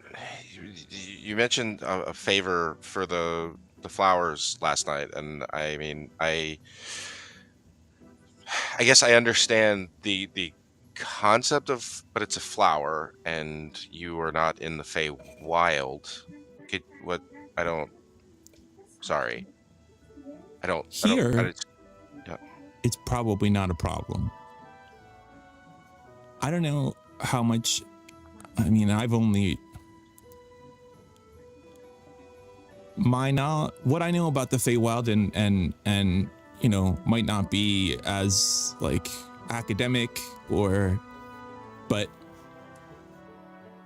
it's hard to remember things from when you're there, kind of like, you know, when you try to like remember a dream and like if you don't think about it immediately it fades, and like something that seemed like at the time make total sense just anyway. Often things that are here are sort of reflected there, and the flower, it had an essence, a self. It you know, it sort of, it had desires and answered. I knew it was Fae, and I didn't know what to do, and the first thing I thought of is that Fae creatures, you should not make, your word counts differently there. Deals count different. When you say something, you're not just held by the, you know, the sort of here where it's like, okay, well, you give me your word, and like there is something more that holds you to your word there, and a thing here might be reflected there differently. So a flower here might be a woman, or I don't, it could be anything. It could be a walking, living flower. It could be a bead. It's Okay, usually but- kind of related, but it's, you know, So it means that I owe that flower, and in a way that is not easily breakable. So when we go there, if we see it, I was doing that thing again. What did you want to say? As you mention the Fae and the idea of like something could be different than what it seems, Kara, as you make your entrance in full changeling form, I think there's a moment where I think everybody, not necessarily a double take, but maybe like looks twice, like as Kara enters the room. Yeah. Good morning. How'd you guys sleep? We have a lot to do today. I know we need to get a list of things to do. We need to find the dormouse. And I need to thank Dressed? you all for saving my life again. yeah, no thanks necessary. By the way, you sound and look great today. Are you you're feeling pretty good about our chances and everything going on today? I'm gonna say just Io just knows when someone's had a good morning. In No. this case that wasn't even the point. That's canon now. That's canon. I get No. what you're saying. I get what you're saying. Yeah. But also that's canon now. I I has like a that. sixth sense for that's good fine. mornings. Yeah, for good mornings. I'm trying to, like, how much have we seen Kara in changing form, like if at all, or like have Also, to be clear, you've never really seen Kara actually smile, and she is actually smiling. Yeah. that too. Yeah. So that's a double whammy. Like, I was definitely reading into the tone there with the response. Yeah. Yeah. Good morning. Yeah. Like there was there was genuine unusual happiness. I imagine that anytime you guys did see Kara in changing form, usually in some sort of transition into something else, maybe, but also that I think there's, and Kiki, you can clarify. I think there's also there's maybe a point of like almost like a hint of like, I'm sorry you're seeing me this way before you go to the other spot. So yeah. No, How I are was right. you? You look great this morning. You're feeling well? Your headaches, Yes. aches, pains, anything like that? I think the poison's fully out of my system. I'm feeling great. Well, Great. Above board. Sorry for. Do you have the kintsugi in this form? No, it's only when she shifts. Okay. Cool. It's part of her Good to know. transition. She looks like she does on the screen. All right. Awesome. Perfect. Okay. Yeah. So, yes, shopping. Dormouse. Yes. We don't have to do the shopping personally. We can give a list to Francis and he'll get it for us. So we have more time to do things like, I know we need to get your stuff back from the warehouse, and I don't know if Huxley is still out there. I would also like to try and reconcile that if we can. We can I reach mean, out to him, but yeah. I was thinking maybe we could, if possible, get through the city and go back to his shop. I mean, we have a carriage here. I just don't know what the lower city's like with the revolution that was started yesterday. Oh boy. But Io, Nalani, is he sleeping Yeah. late? where is that or- guy? Well, so, he told me this morning he was going off to find himself, and, once he achieves that goal, he'll come find me. He just left? Yeah, Oh, Oh. I just hope whatever choice he's making, he's doing the best thing he is for himself, but I guess he knows himself better than any one of us could know him. So I'm sure he's gonna do fine. yeah. First one to not say goodbye. Won't be the last. Yeah. Did he take the notebook? I didn't see it in our room, so there's a damn it, I didn't need to use all my energy on that sending spell. I forgot about the fucking book. It's all right. I think we all just it's new, and we'll Look, use it when we he use left. Okay, he just left. So, Yori, I'm sorry. Kara, I'm so happy you're here. I thank you for telling me more about.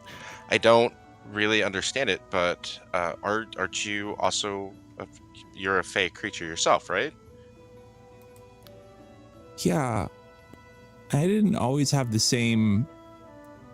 I'm sorry, Yori. abilities and things. Before I forget, do you still have one of those sandwiches? Yeah, I have them.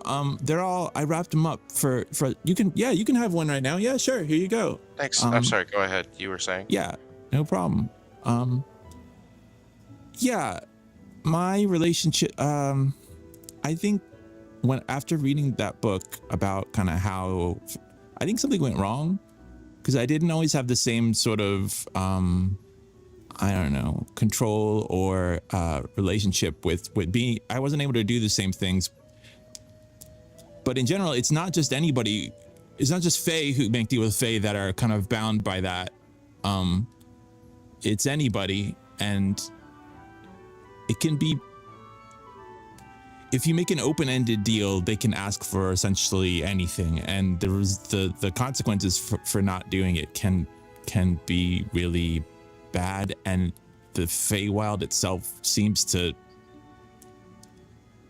want to hold you to those things, and so it's a very confusing place. How bad are we So- talking about these consequences? And it's the Depends world on itself. the power of the Fae. And it's the world itself that claims its retribution. Am I understanding that right? Again, a lot of my memories of being there, because of the way it is, they're fractured and they don't make sense. They don't even make sense that they're in the same order that they should be. But there's some things that I also just kind of know. I think when they pull, at least for fairies, maybe when they pull you out, you just know some things. So some stuff, when I think about it, it just sort of, I don't know, I kind of know it, but so it's not you make a deal and then suddenly the air chokes you or the trees beat you up or something. It's just that there's a general sense that your word means more there. And there are also, I mean, they're the stronger, I mean, there are other Fae there's a lot of magic there, and there are creatures there that will wield that magic in a way to also enforce those kinds of deals. So, I mean, they're not breakable, but it's definitely, yeah. And you said they're extremely hard to break, correct? And correct? As far as I know. Okay. Well, Jorgenmunder of the Fire Giants and Fey Creature, I accept your sandwich and am in your debt.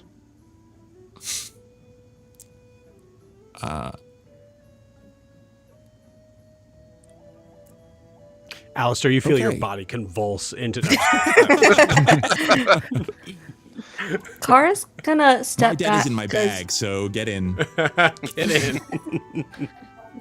No, I Kara's think I gonna accept step it with the back- kind of like curious reverence to it. And kind of leave that be as a, yeah, I mean, back pocket.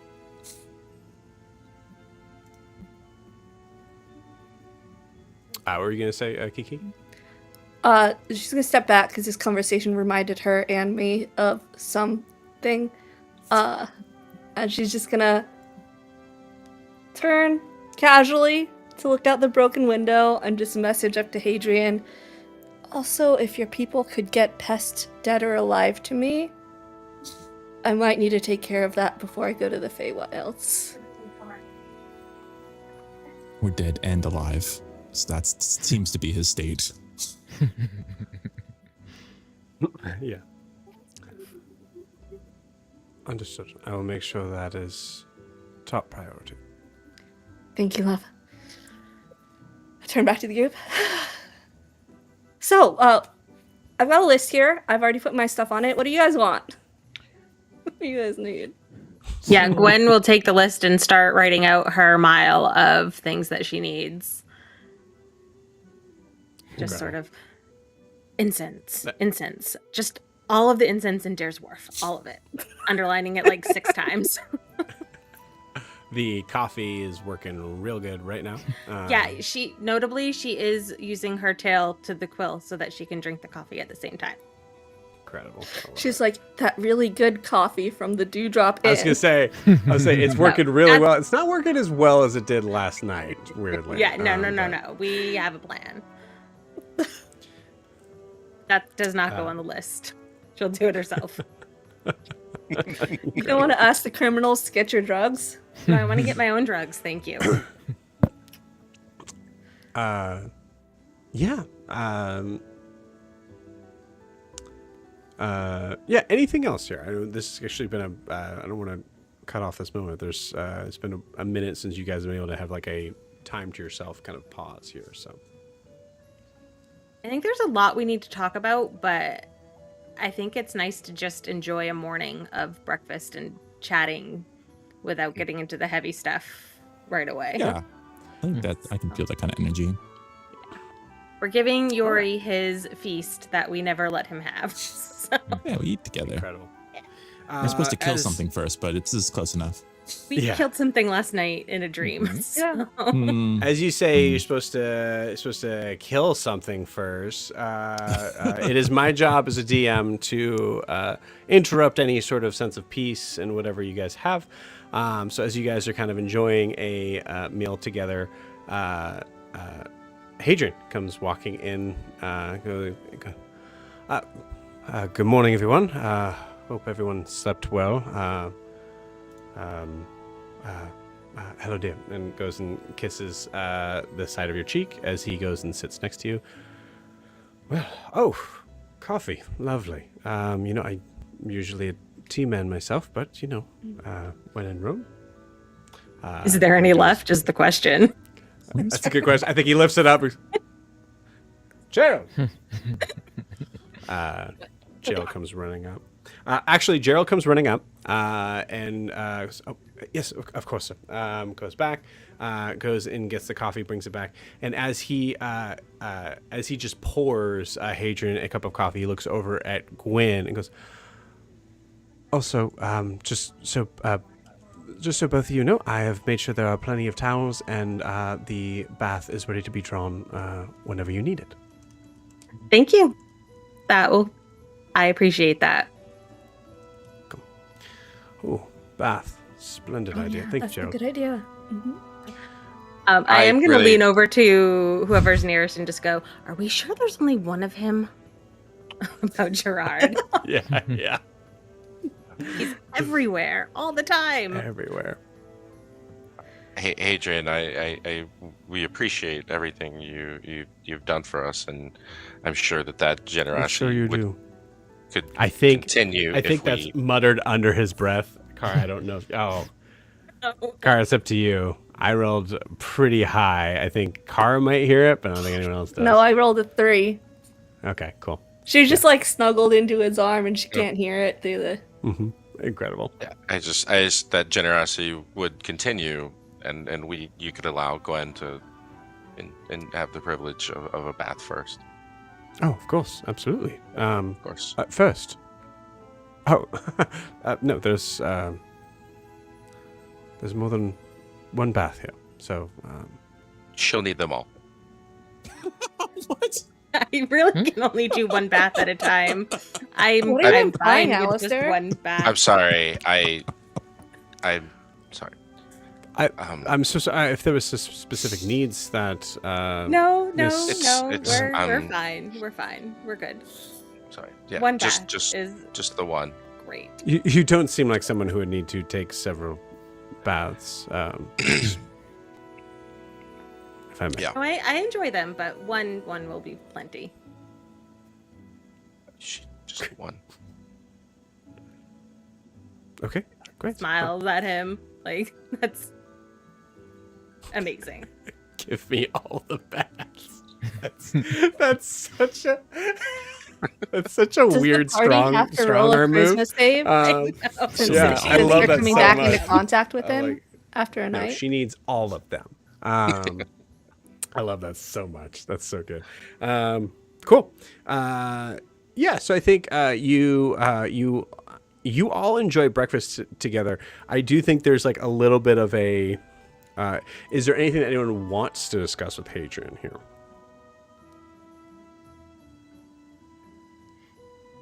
I think as she's writing out her list, she's just gonna look at Hadrian.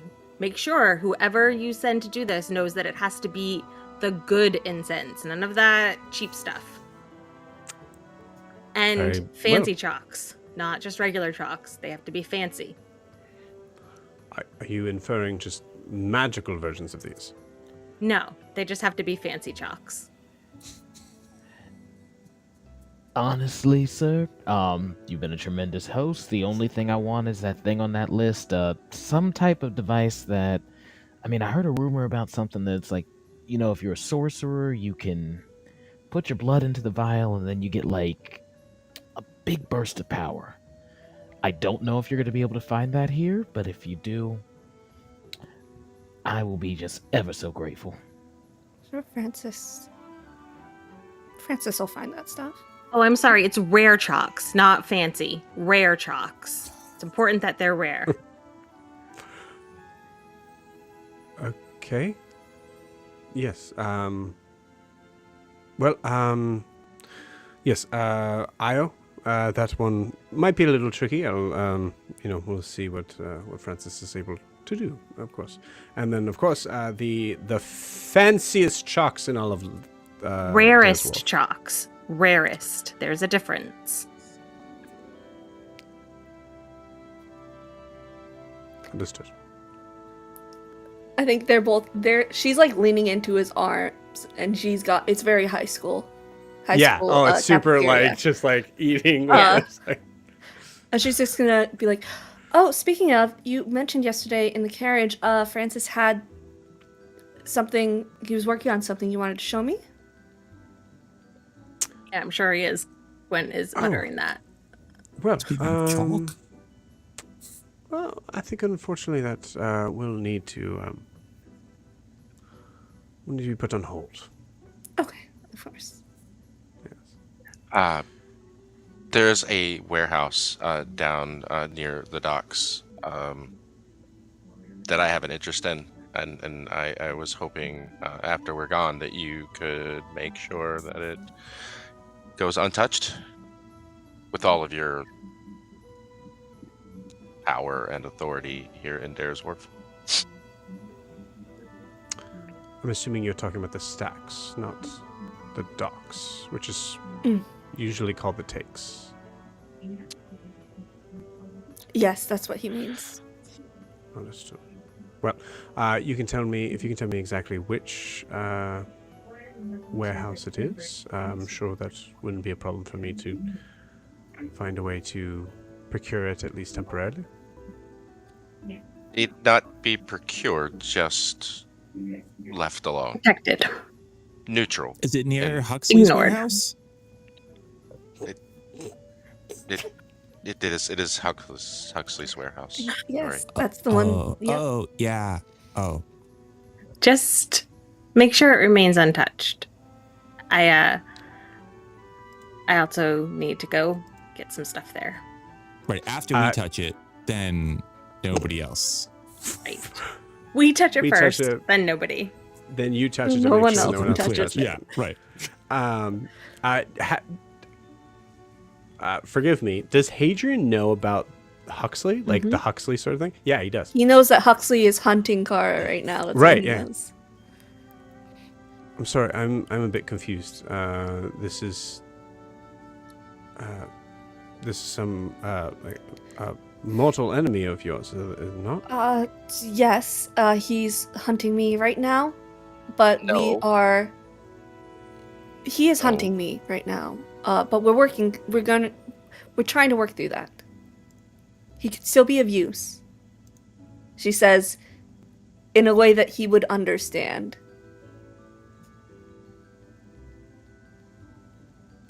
Ah, okay, very well. Well, I will. I understand. I will make sure that I will handle that at a distance, as you can understand that anyone who is threatening the life of. Oh shoot! I forgot to tell you guys. The South might be invading Dare's Wharf in the near future. Oh. Like, They may not. Where do I begin? There's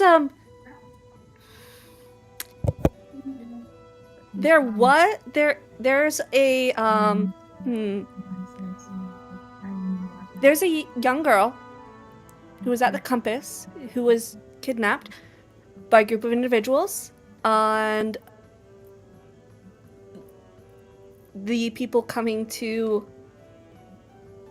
reacquire her are looking for an excuse to invade Dare's Wharf. It's one of the people I saw in the scry against Grincelli.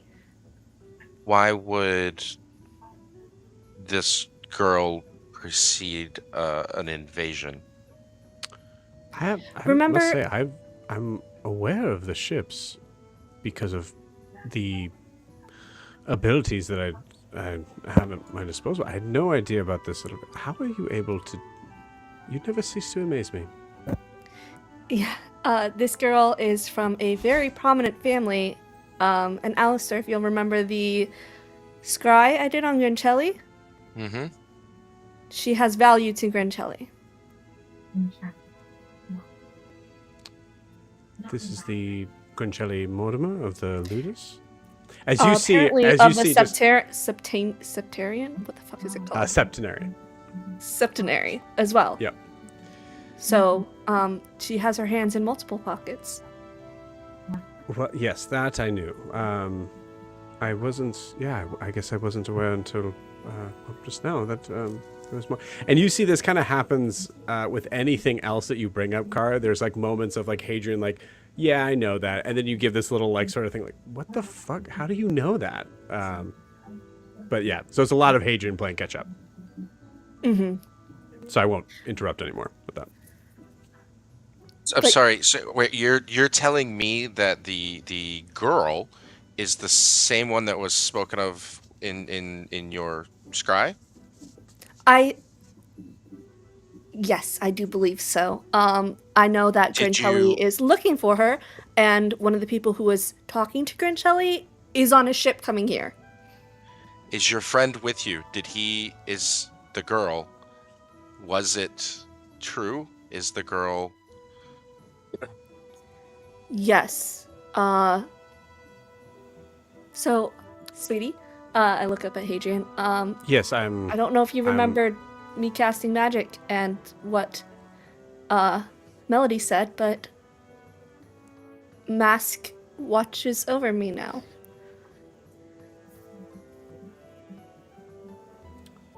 I'm so lost. This has to do with the girl. No, that was I- just also, a side note. No, it's fine. I'm very excited that you did. Oh man, hold on. I gotta roll something for this because he's so lost here. That wasn't great. I'm gonna say that's amazing. I'm so happy that you found religion, and that's so wonderful for you. This clearly there is.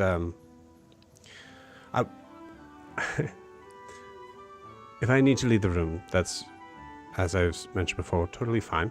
I You would so rather much you as don't you need to. continue to be such a gracious host. Yes, of course. Just keep in mind that even though I am as such a gracious host, I can be of big help if you let me open the door every once in a while. I think for us, what we would really need is those supplies to get ready for the Faewild. Yes, of course. Well, I will send Hadrian, for Hadrian. Francis. Hadrian, Yes. I apologize. Do you know what the rods of destruction are? I'm aware of the story.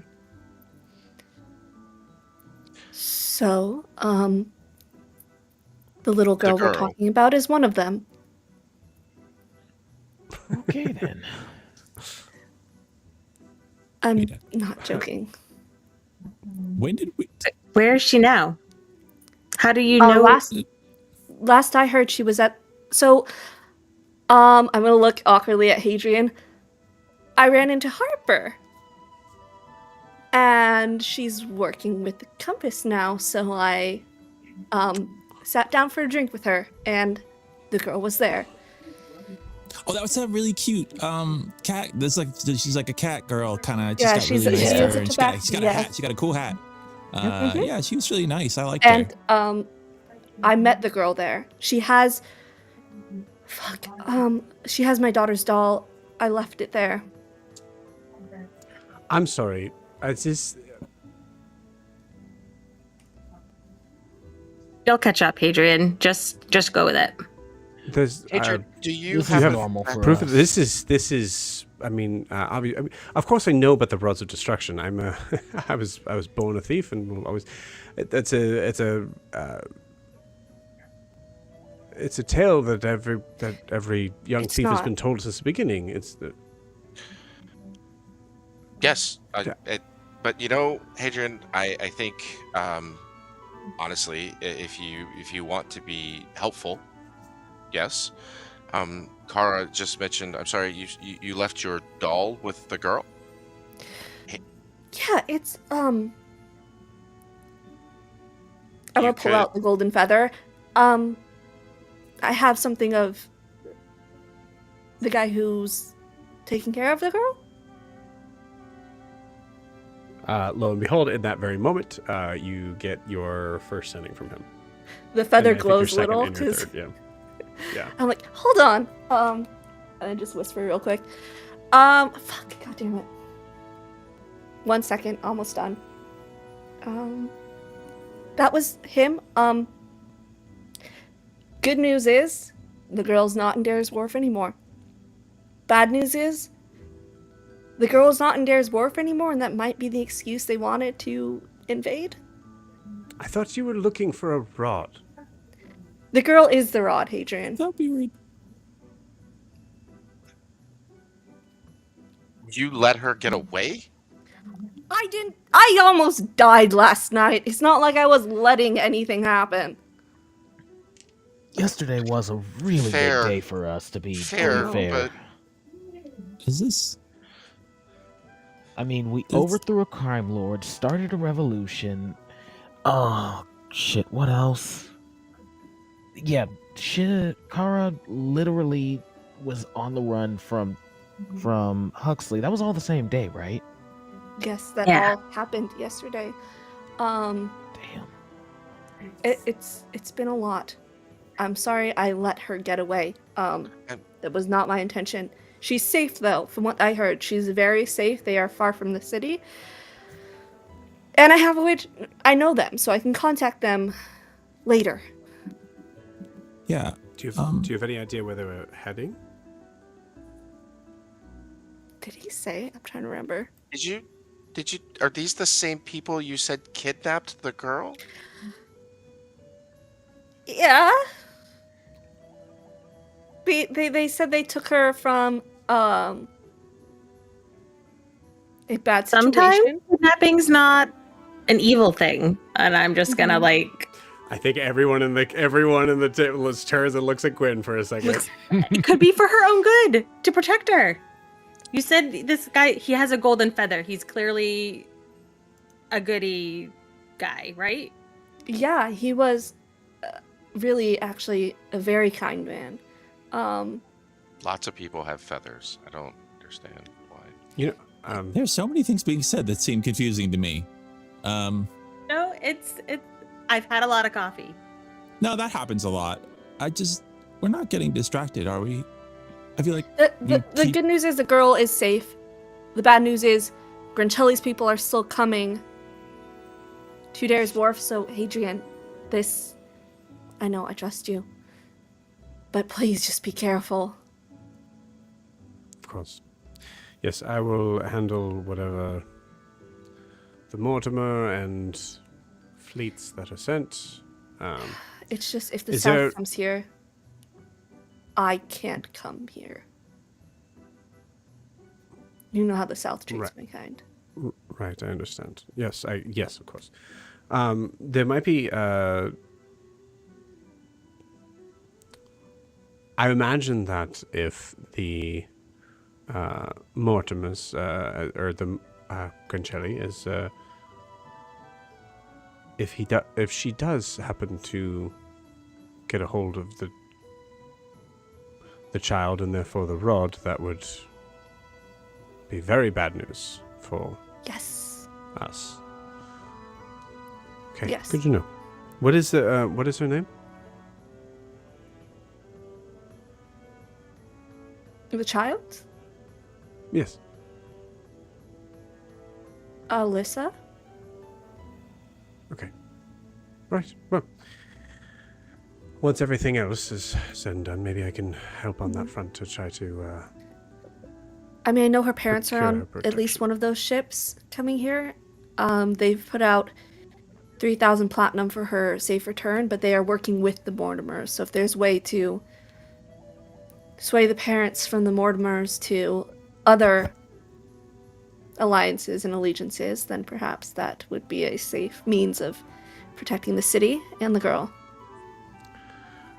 As you know, dear, I'm very skilled at being able to guide people in the direction that I want them to go in. So I will do my very best.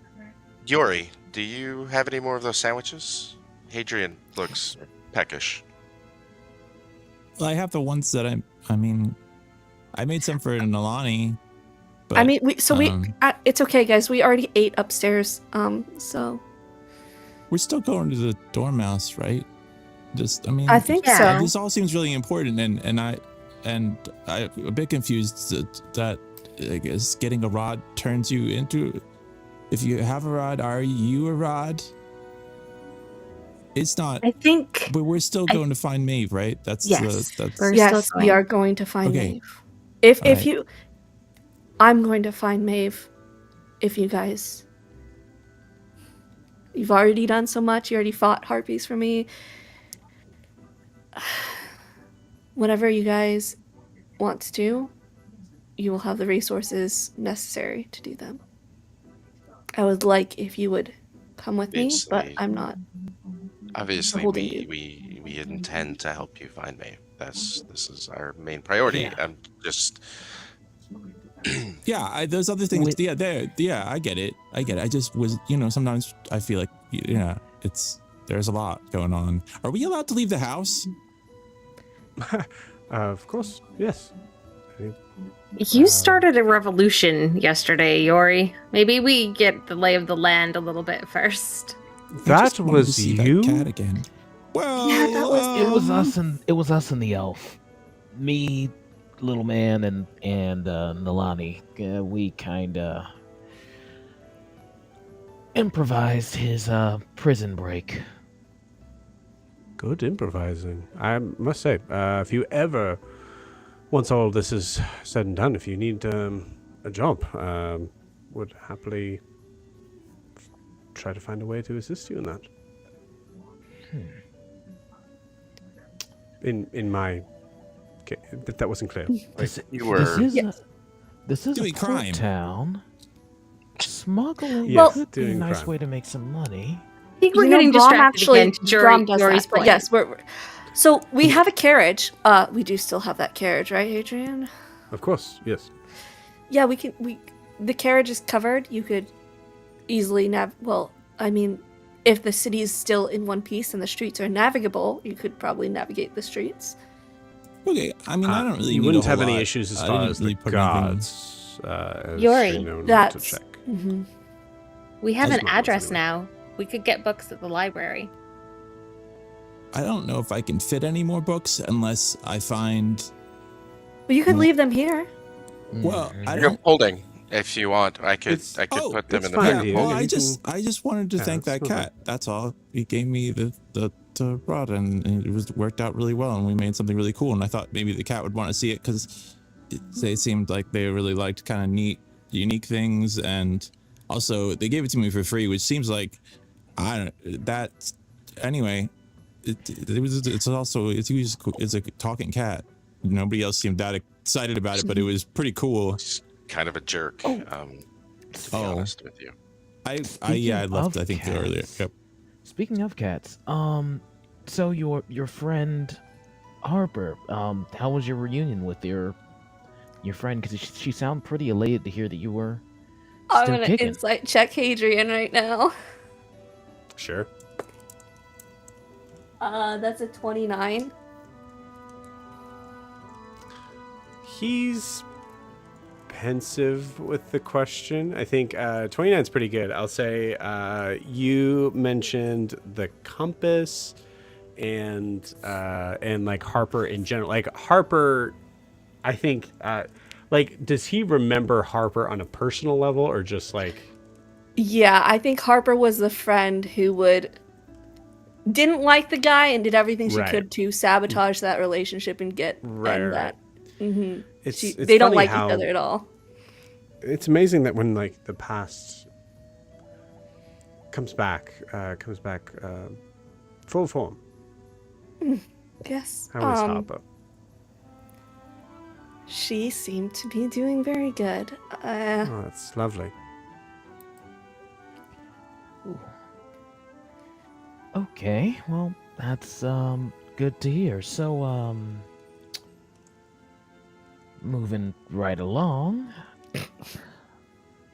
Is that lobster on the table? Yes. Yeah, I'm Lobster eggs Benedict. That's a thing. lobster eggs Benedict. Yes, of course. but I think for like going out today, if we could use your carriage, Hadrian. No, the guards will course. let us in and out of the heights, no problems, and ideally nobody would mess with us in the carriage. So whoever wants to go out and about, I think I should probably stay here if we're. It'd just probably be better if Huxley finds the group. I'm not with the group. Sure. Yes. Of course. Yeah, I think if we want a chance to salvage, that might be best. Mm-hmm. I'll just get bags ready and get everything ready for Sure. the trip. Bags here. ready. I'll help you. Sounds good. Yeah. Lots of bags. Many varieties of bags. We don't need but just a few bags. I don't. Sometimes the more bags, the better. Well, with that, I will leave you all to it. Quinn, enjoy whatever bath you see fit to use. All of them, I guess. All of them is available, I guess. Just the one.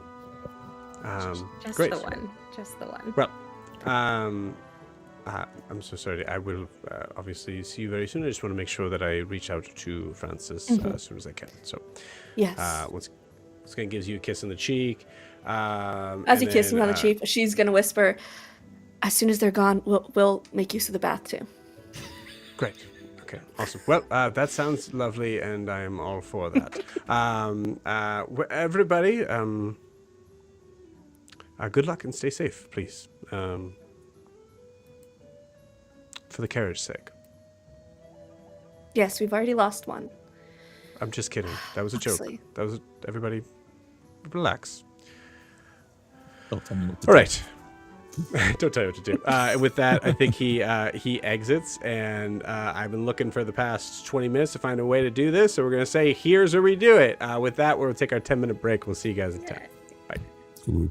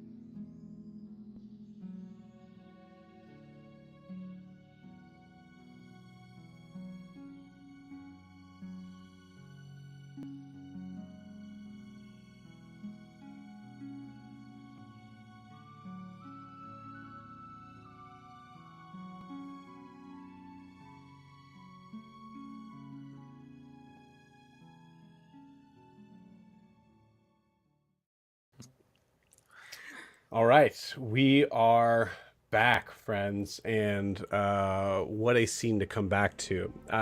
Prim, you are there we go. You are launching yourself forward through the jail cell.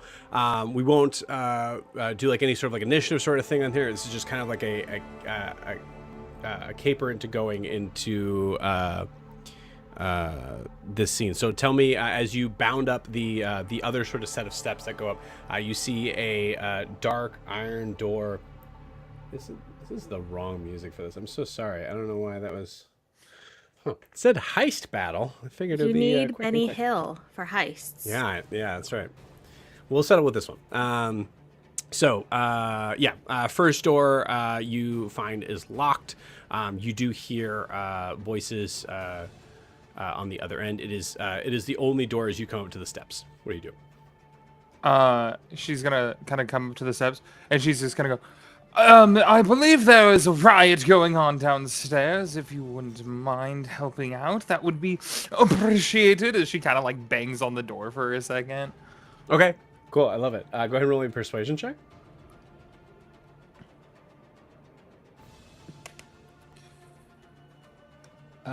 That is a 14. Yeah, baby. I rolled a 6. So you see a dumb old guard poke his head through. What? Oh, hi. Hello. Yes. A concerned citizen.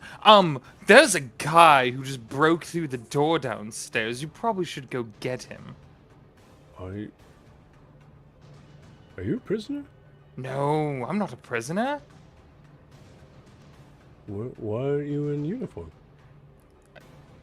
Why are you in your uniform? I got called in today. You've seen what's been going on in the streets. I better go check about this. And you see him go to. Yeah, like, I'm gonna hold the door. Okay, well, let me come with you at least. I'll explain everything to the captain. Okay, yeah, you come explain it. He lets you through. There are 2 other guards right here that are like in the hallway, just not far enough to be able to kind of get an idea of what's going on. So what would you like to do? She'll like get behind him, and in that moment, she's gonna bamf the arm out and then put the mask on as well with her visage at the same time. So she basically gets this green energy arm that replaces her right arm, and then her entire face becomes covered in this like green spectral energy that like wreathes off the back of her head as she proceeds to 135 movement speed bound through the entire hallway. Love it. So this is action dash bonus action. Bonus action would be the visage and the arm then. So 90 then. Cool. You got it. Sweet. Yeah. I think there are going to be like 3 attacks of opportunity that happen. Well, I'll say 2 because you nailed the other one. So say there's 2 attack of opportunities on you. They're both with disadvantage as you are running by. I'm going to say they're also... oh, yeah, baby. We're good. Yeah, cool. No nat 1, so they don't, like, comically attack each other, but they do seem to miss as you, like, just go flying by. With this, you notice there's a door to your left and your right that both look to be, like, heavy iron bars. You can see that there are hands around one of them, but you are on a mission, so you unless you wanted to stop, but you can go ahead and keep on going to the next floor where there is another locked door. Yep.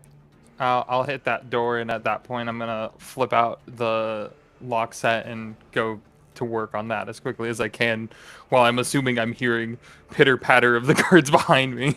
Yes. Yep, absolutely. Go ahead and roll that sleight of hand check. That's a 12 off a 3. Cool. So I'm going to roll to see if they're able to get to you. One of them does. So one of them gets to you, goes like, step away from the door, and then goes to attack. That is a 16 to hit, which does not hit your AC. So you're able to kind of like dodge out of the way of it, and you can try to do that sleight of hand again if you'd like. Sure. Just roll. Don't roll nat 1 because that would be really bad. Yeah. It's like the one thing I needed to not do. 27. 27. Yes, absolutely. For the record, these first 2 locks are like a DC 15. So you're able to kind of like bust through them, no problem. You're able to take the door and like kind of like slam it into the metal like helmet of the guard, sending him flying backwards towards the other one. Oh, I hope you have Medicare. You see them kind of clunk, clunk, clunk down to the ground, and you continue to kind of run up the second floor. Can I close and lock that door? I was just gonna say, absolutely. Close and lock it. Yeah. Yeah, close, lock it behind you. Yeah, for sure. On this second floor, there is one guard that is here. You notice that there are several kind of like portcullis, like jail cell sort of doors here, but only 2 of them seem to be filled with people. These ones, let's say, go ahead and roll me as you're running by. Go ahead and roll me a, let's say, history or investigation. So either way, it's a 2. Fantastic. You have no idea who these people are. They look dark and menacing. You can just kind of try to just jet on through, trying to get past this guard if you'd like. I'm gonna jet through, and on this guard, we're just gonna double kick in the head at this point, and just kind of just flying kick into him. Okay, at least. You got it. You just had to beat their AC, so go ahead and just roll to attack. First one is only a 13. 13 is able to kind of like catch the shield as he's kind of getting up out of the chair he was in. Second one, 22 stunning strike. 22 definitely hits. I'll say, for the sake of narrative, stunning strike just straight up works. Go ahead and tell me what happens. Yeah, so first kick, she comes in, he kind of stumbles backwards, and then she'll kind of spin in that moment, and then the second leg is going to connect with the steel toe of the boot, kind of rattling his head inside of the metal. And she's going to take a second to just, that one's going to leave a mark. Oh, I'm sorry. Okay. And then she's going to kind of jump over him and roll up to the next set of doors. Incredible. As he is like flying and trying to kind of catch it, he actually catches the drop chain on the jail cell door because they weren't trusted with keys for this. So it was just a weighted thing as he like kind of clutches for dear life on it, which opens up both jail cell doors, having these figures come on out. She turns around and just goes, "Cool, more riding downstairs. The door is that way. Have fun." Incredible. You got it. What the hell? I rolled a nat 1 and a 20. And a nat 20. Was it with advantage or disadvantage? Yeah, I don't remember. I think I was trying to do it for both cells. So like one cell is going to go attack you, and the other cell is like, no, that way. So it's just a weird clump of chaos, and then yeah, as you see them literally fighting with each other, which is maybe why they're up here. Yeah, she'll actually, because one of the things with the Visage is that she can like boom her voice at that point. She can be heard up to like 600 feet or something like that. She's just gonna boom her voice, "Idiots, downstairs now, go!" Incredible, I love it.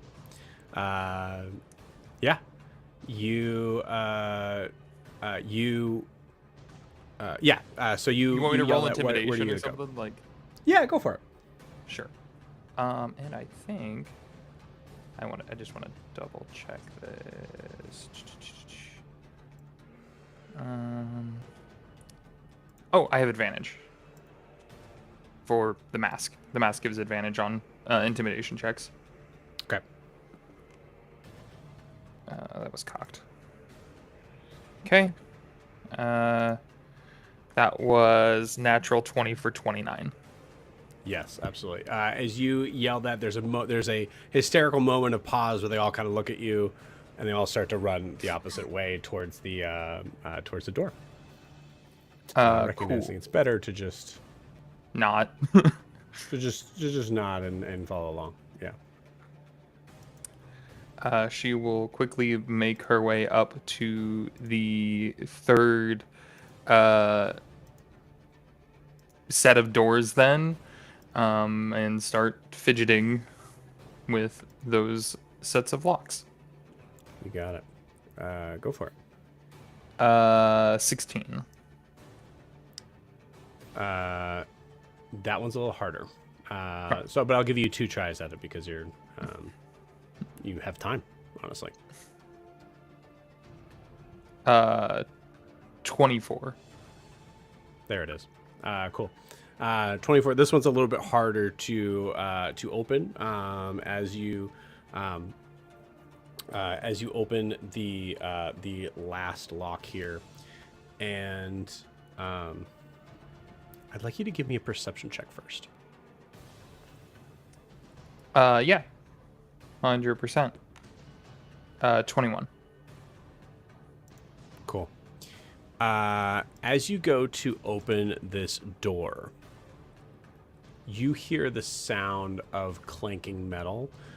You've heard it several times today, and you've heard it several times throughout your career of getting away from people and crime. So as you get to the third floor, expecting to have the more difficult sort of versions of guards here, you notice that you're not having to deal with guards at all. As you see, there are 3 figures that are on the ground, and you see a figure standing over one of them. Actually, kind of like not straddling them, actually like on all fours near their face. This figure, from your perspective out that 21, looks to be just encased in black. You don't even see like skin tone, anything. I mean, to each their own. It's only 11:20-ish. If that's what you like to do in the morning, so be it. The figure turns its face at that, and you see it looks like it is Tabaxi, but only because you're able to see not the sort of black pupils of a cat's eye, but green iris and a white pupil. Figure turns.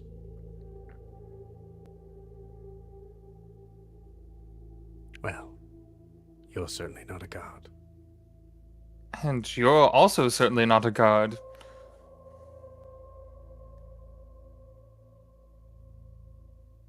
Seems maybe I don't have to worry about you. I mean, to each their own. I'm not going to stop you from doing your thing as long as you don't stop me from doing mine. Fair enough. That's I quite believe I was told sell on the right, I believe. Oh. Quite the talk of that one. Oh, joy. Especially in his sleep.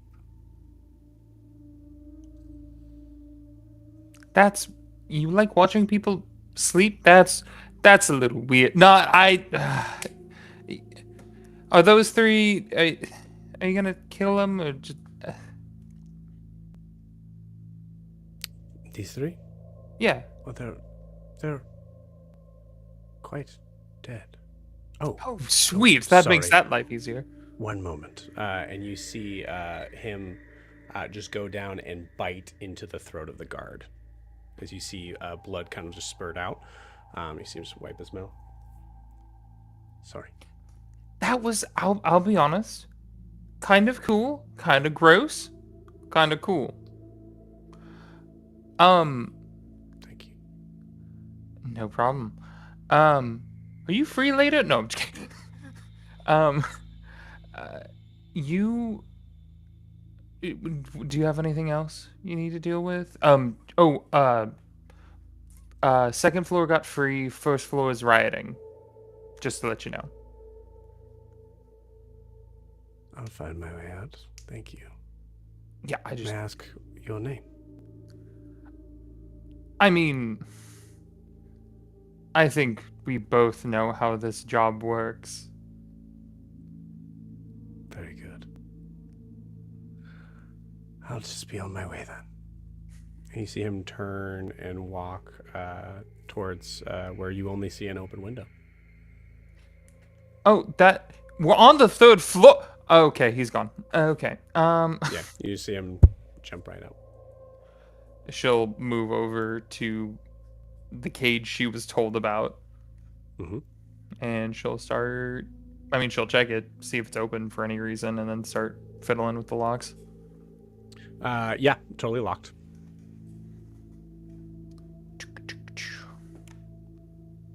Oh goodness, what is that? 27? No, 25. Sorry. 25. I can't nice. Cool. With a 25, you are able to unlock the cell here. You see a figure that is kind of like huddled in a corner. You see his head is in his hands.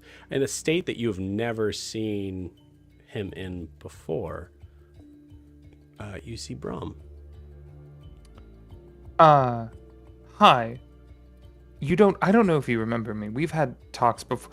Come here. And she kind of like tries to help him up a little bit. And kind of. Yeah. Okay. Cool.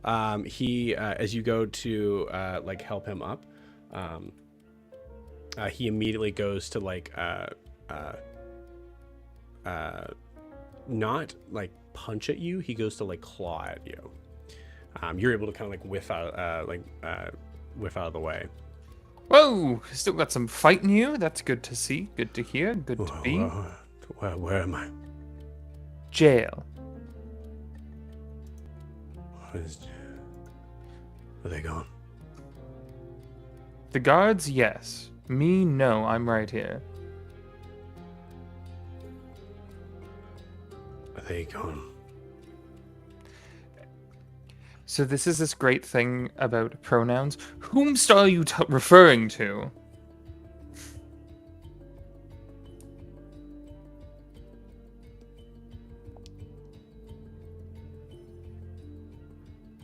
Maybe they were never here. Okay. Well, I mean, all right. I know you.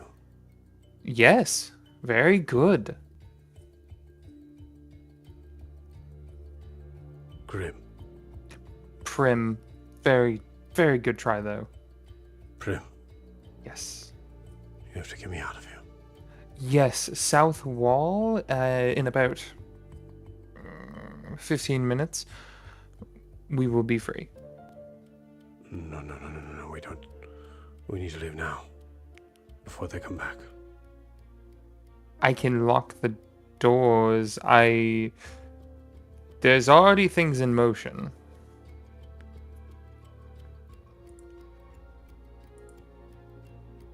Check the cell. Check the cell. Yours, theirs, what? The other cell. Check the other cell. Okay. Stop being pushy. Okay.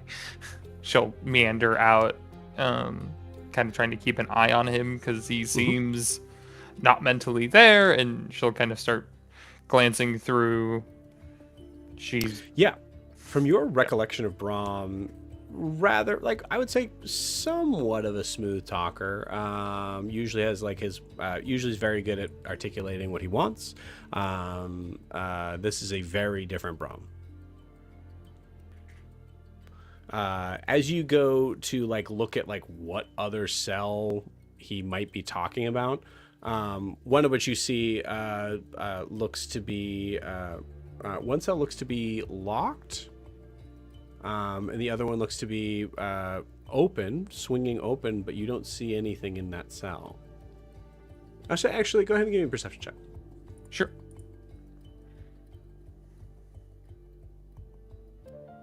What is that? 24? 17 plus 7?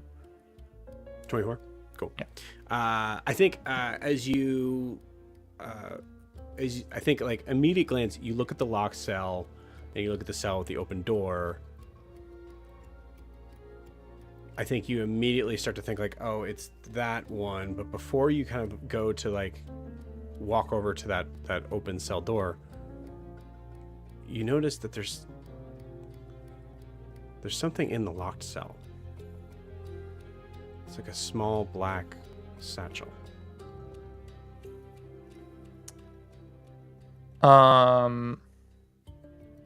Is it like deep into the cell, like in the corner kind of a thing, or okay? Right, and she kind of pulls out the the tools again to start working on it. Cool. You hear a voice in your ear. Goes, quickly, move quickly. And surprisingly, Brom is right behind you. 19 for the first roll. No luck. One more try. Oh no, it's worse. That was only a 15 on the second. Okay. It's not a nat 1 here, so I'll say you have some time. Go ahead and give me one more. Sure.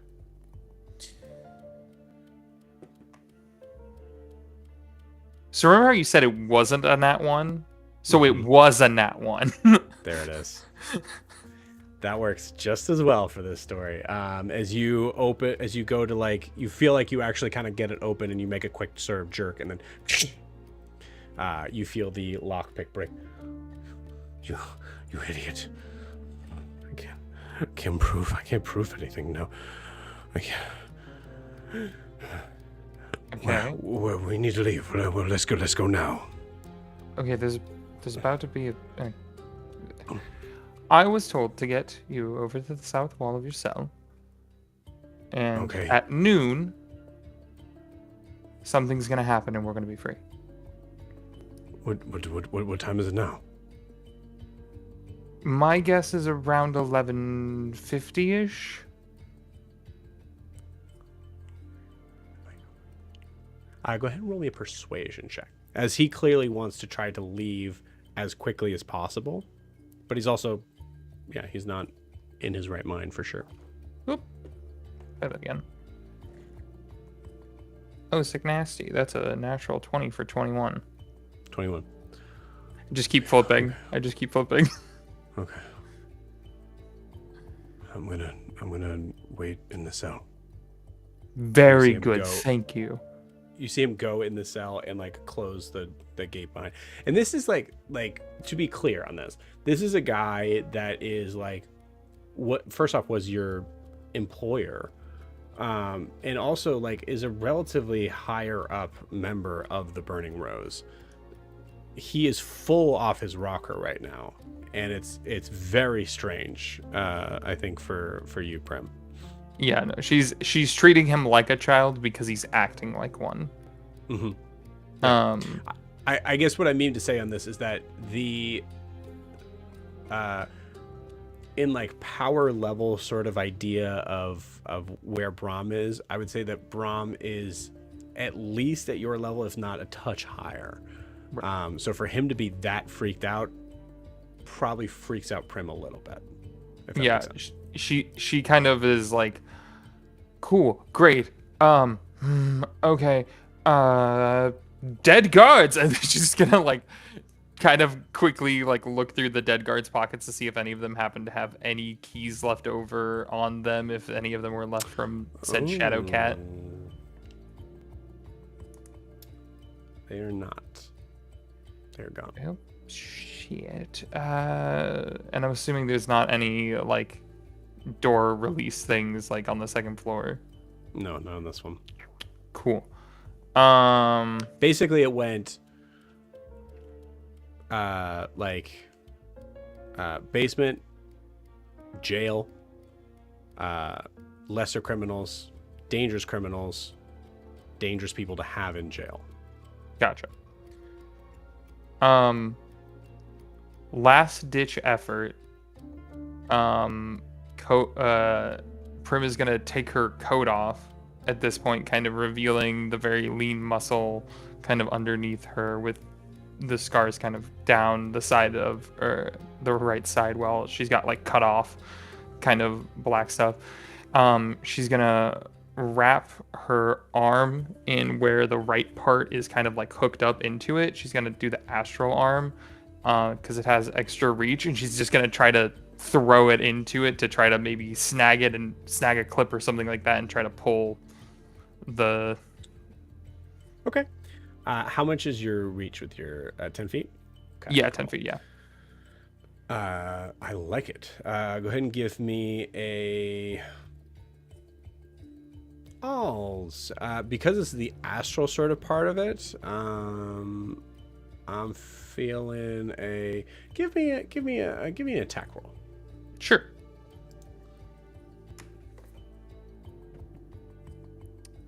Ooh, only a 15. Okay, 15, just out of reach. Yeah, it feels like that black bag is not for you. Okay.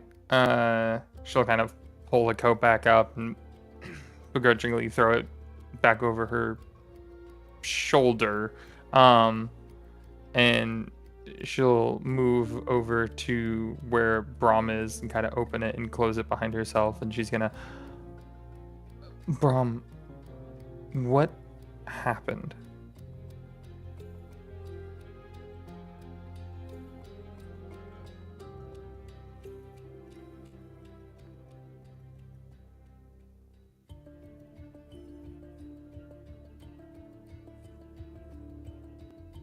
Judgment.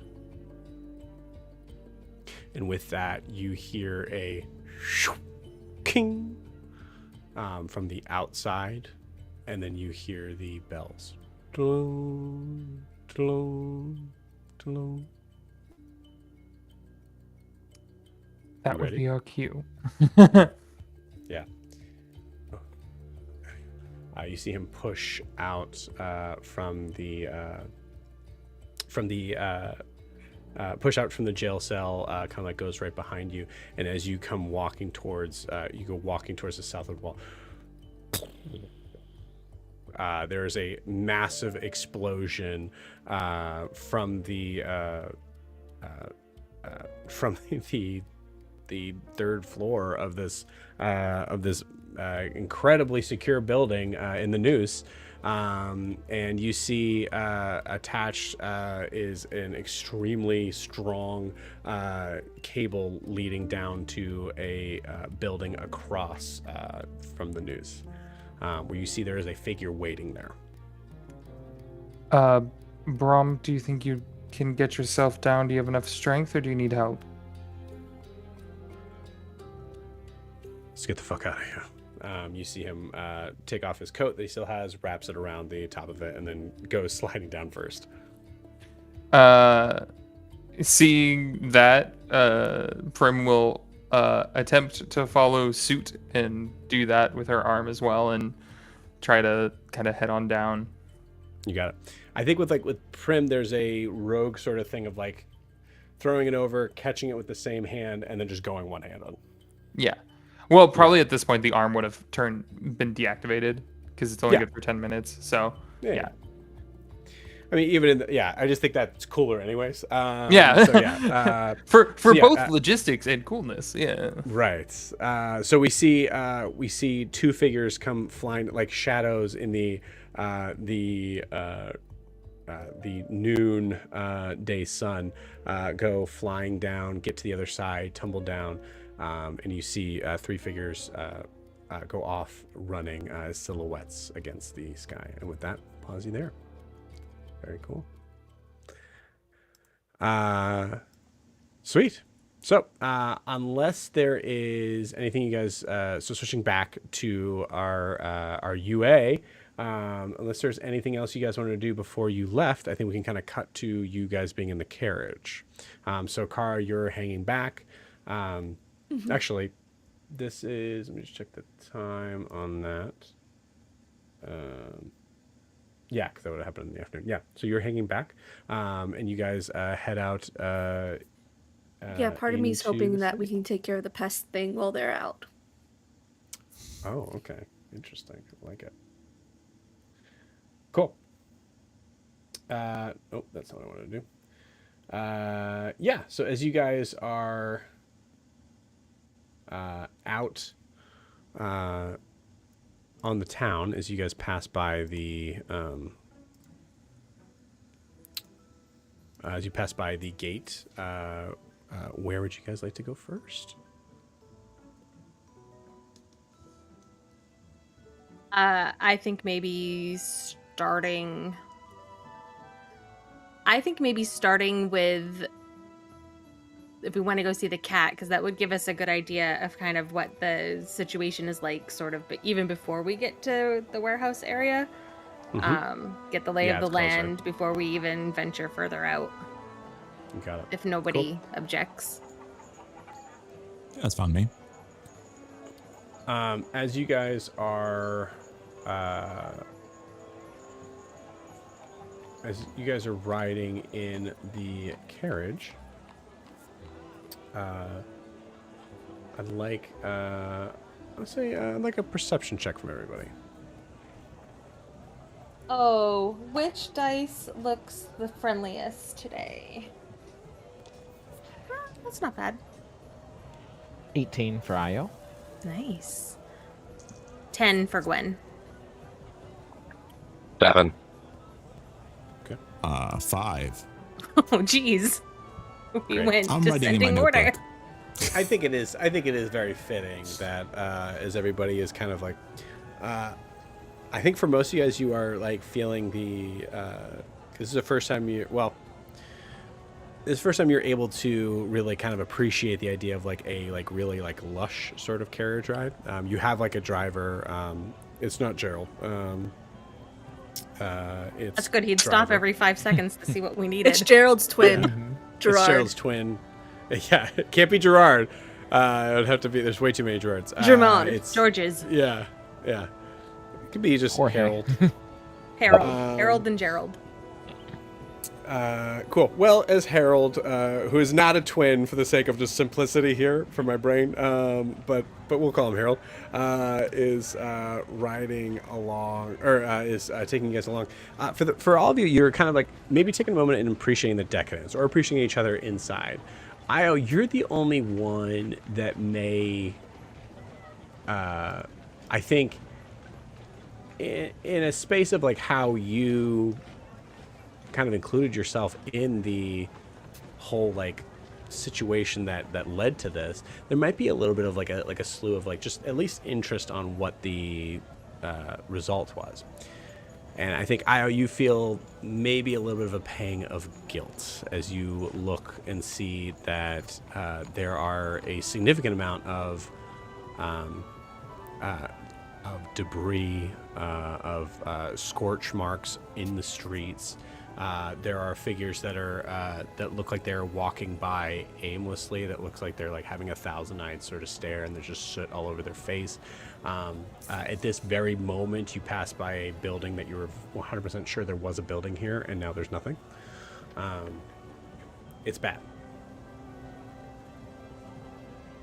Oh my god, we are...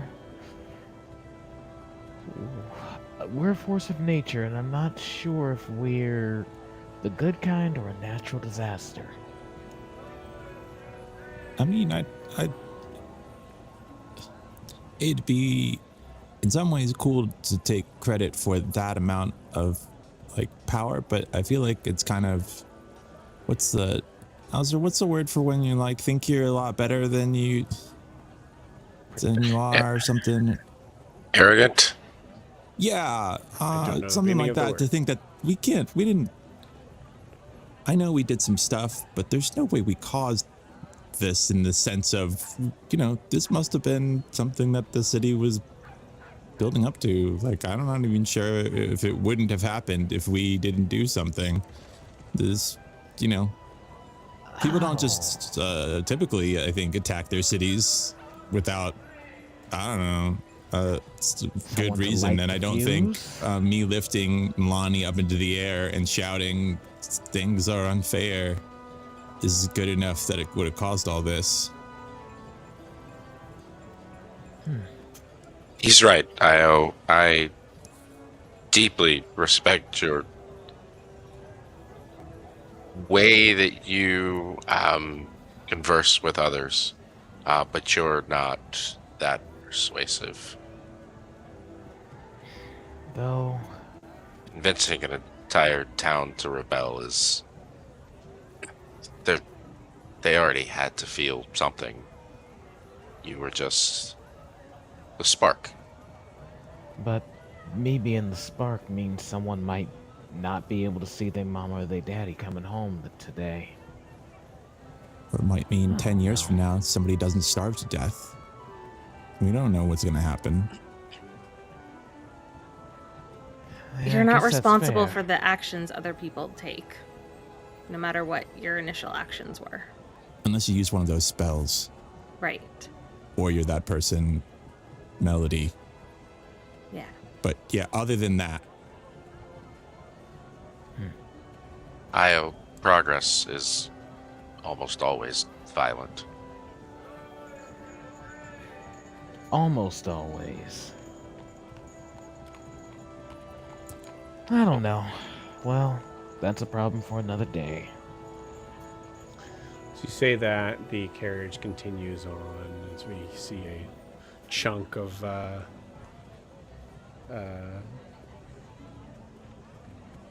oh my gosh, I forgot the word. But a chunk of one of the buildings just like kind of like crumbled down a little bit behind. You guys, first stop is sorry, I'm trying to pull up all this stuff that's supposed to be here. 9 secrets. Yes, 9 secrets. Thank you. Yeah, as you, I imagine all of you are entering here. well, I am. Cool. So that seems like Definitely. As you guys all walk in, you know the drill. As soon as the door shuts behind, there is no sound.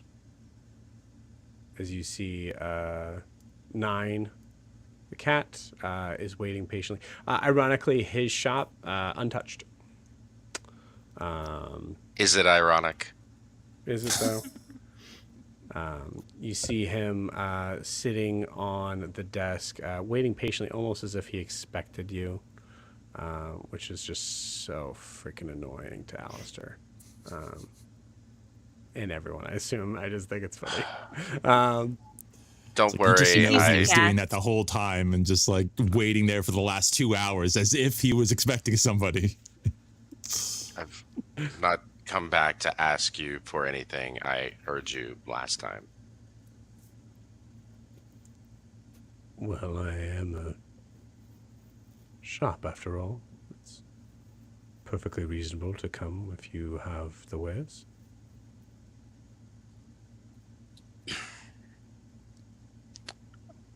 Yuri would like to show you something. Yeah. For I wanted to say thanks again, for the. You gave me an immovable rod, and we turned it into this. And he takes the spear off his back, kind of, flips it around, and then, puts the butt on the floor and shows him. I call it Anum's nail after it's Anum. It is a big story, but it's the spear, and then also there's a timer on it so that when you can like sort of click it, and then when I throw it, I didn't get to throw it for real at anybody, but we did it in like a dream thing, or we didn't. No, I don't know. I'm gonna get to throw it soon, and when we do, it can lock things in place, and also I can just throw it in the air and then it'll stop, and then I can like jump up, and it's we made a new thing out of it. I'm aware of how a movable rod works. It is interesting that you've taken something that has no clear purpose and therefore every purpose and given it a specific one. Albeit. But I mean, it could still be used as the normal immovable rod, but now it has a timer. So like the other immovable rod, if you threw it, you couldn't stop it somewhere far away from you. And this one, you can. It's like an added function. Plus now it has a story, and all the best items have stories.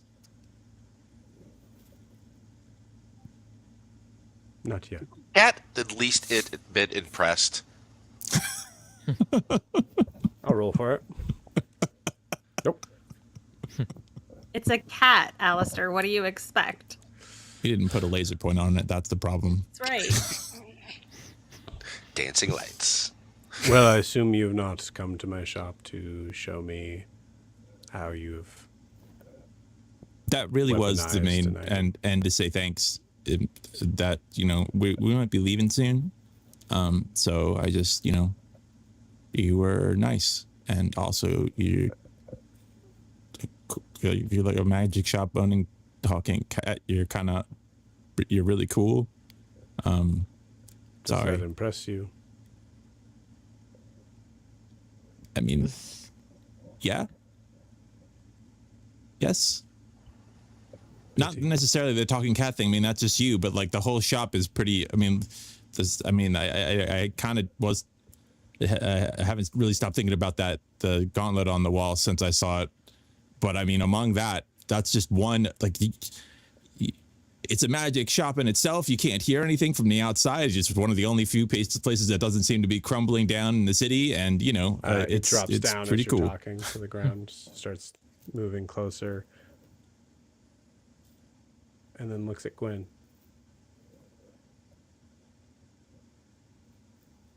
Found our purpose, have we? Think we're getting there?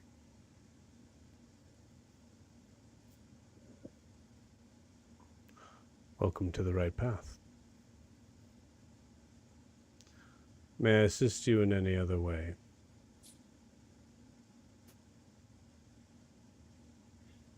I'm on my path. I think I can assist myself from here. Very well. On your way out, do take some of the scroll paper that I have to help you on your journey, as I can't you. write on them. No, I imagine that's not your path.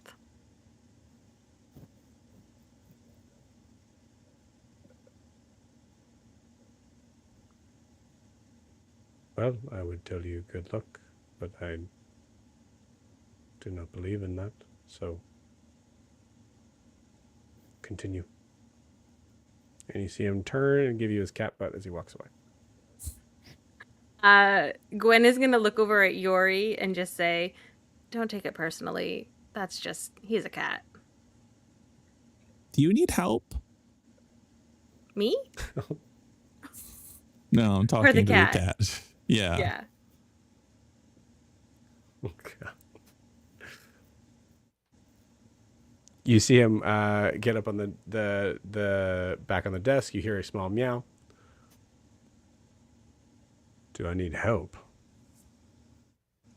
I think last time I was here, I just assumed somebody who had all this magic stuff would be able to solve any problem, but you seem kind of sad.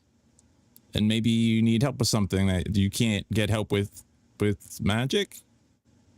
If you don't, that's just, you know, maybe you can't talk about it. Do you see this magical potion on this desk? The blue, the purple, the one I'm pointing at with my paw. Oh, that one. Yeah. Yep. The pointing. Uh-huh. It's a potion specifically made to give someone life when they have lost it on this plane. And you see him knock it over. I have no use for it and no interest of it. You ask me if I have a problem? No. I am bored.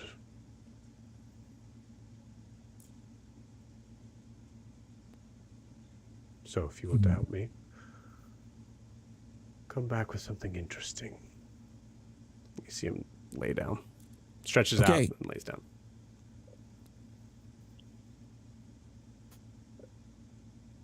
Would it be interesting to see if I'm worthy of that gauntlet? Last time you said it only responds to people who are worthy. You know what? It's less interesting to ask. I'm going to just do it. Then I'll walk over to the gauntlet and try to just, I don't know, put it on. So in a state of like, I think something that actually like really might even annoy Yuri,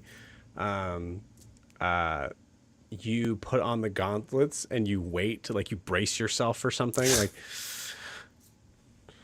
and you hear the cat kind of just like do like a little like yawn. You hear that like kind of sort of sound. Very good. You learn to do not ask. You may have them. He goes like dish saucer wide-eyed, and then again, like the last time, just goes, thank you, and literally runs out of the shop with them. I think there's a moment as you see him walk, like as you see him, as we see Yori just out of the shop. 9 looks at Quinn and goes, to be young. To be young.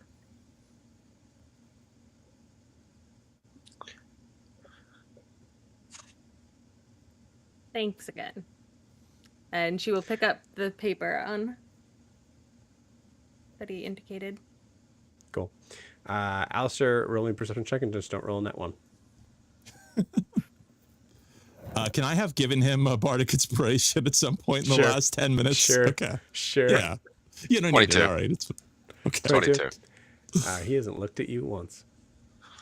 And that infuriates you, I bet. I am going to walk slowly as he's laying down on the desk and bend forward until it's nose to whisker. Interesting.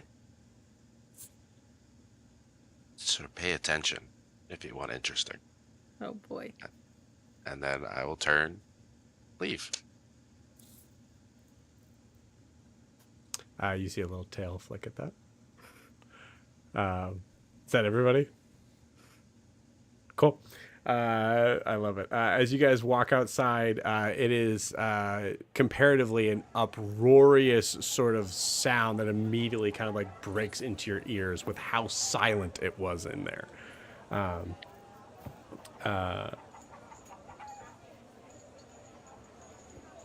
Yeah. And as you, oh, that's the wrong one. Oh no, that was the right one. Yeah. Real quick, Joe, sorry. His building, I'm assuming, I know it was untouched, but is a relatively nice building for that part of town. No, I would say it's actually like, honestly, not to break the immersion, but it's very Stuart Little-ish. Okay. Like it's like kind of stuck between two buildings sort of thing. I'll roll for it if you want me to, but is there anything like on the front of the building that would be like that, something that he would have taken pride in, like that is unique to that, like that's his thing that he put on the building? A sign, anything? I hate to know your yes and, but specifically no. Cool. It's still a weird... annoyed. Yes, I'm gonna take my cane and like put a scratch on his door. Just okay. Yeah. You just get a look from Gwen that's just like, he's a cat. He's a cat, dude. Yeah, I love that. That's so good. Like. Yeah. Cool. So I think we're gonna we're gonna flip back to the Hadrian house. Kara, in this moment, you get messages from Eldrin. Did I just respond to them? Yes. Yep. Absolutely. But I do believe in that. Oh no, yeah. You never get the idea of where Huxley is from that, do you? No, they don't. She doesn't tell me anything about Huxley being there. Yeah. All she asks if there's somewhere they could stay in Aristar, and I tell her, you can use my house, and the Renwicks and Brooke may be able to help you. Just tell them that Siobhan is okay and providing you with the help, basically. Cool. At a certain point, you, I'd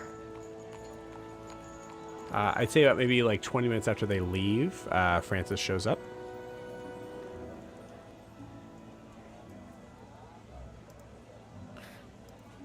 Francis. Yes.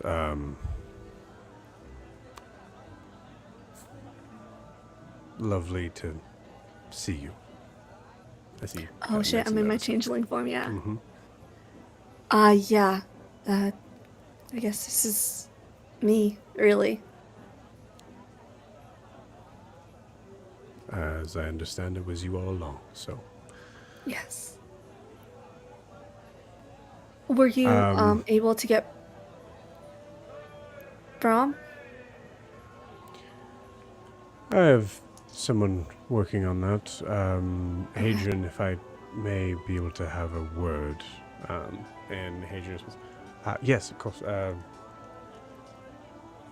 I have something for you too, as he kind of like gives like kind of a wink to you, Car, of like, I'm going to give him the list.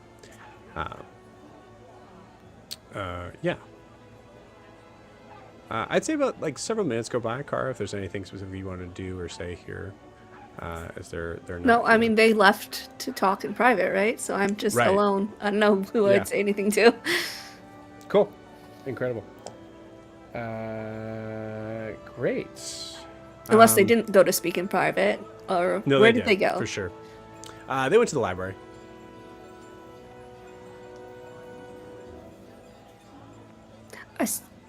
I want to trust Francis, but I still don't. He did betray me in a bit. Yeah, I'm gonna eavesdrop. Okay. You got it. Go ahead and roll me a stealth check.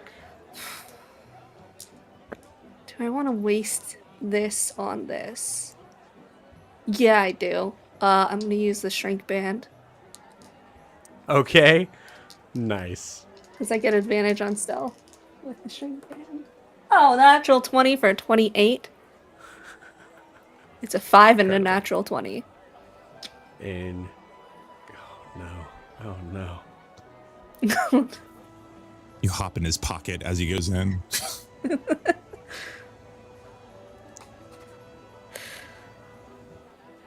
Joe, why does your face look like that?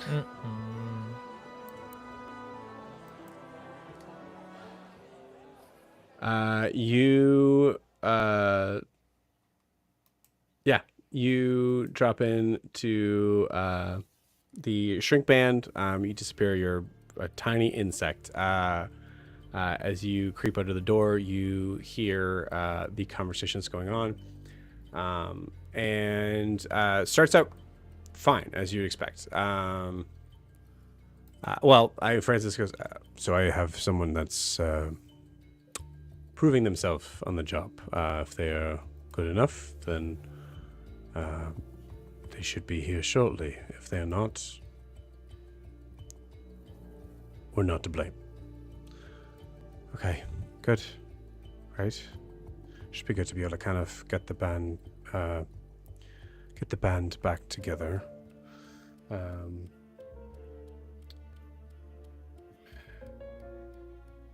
I have a list for you from Kara and her friends. These are things that they've requested. Of course, just try your best as they're going to have limited time. But use all our resources. Very well.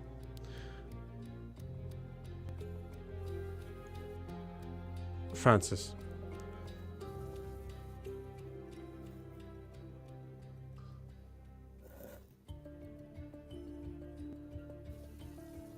You know about the rods of destruction? As you hear that, Kara, you hear a loud bang behind you, near the front door. What do? You have a little time to kind of react here.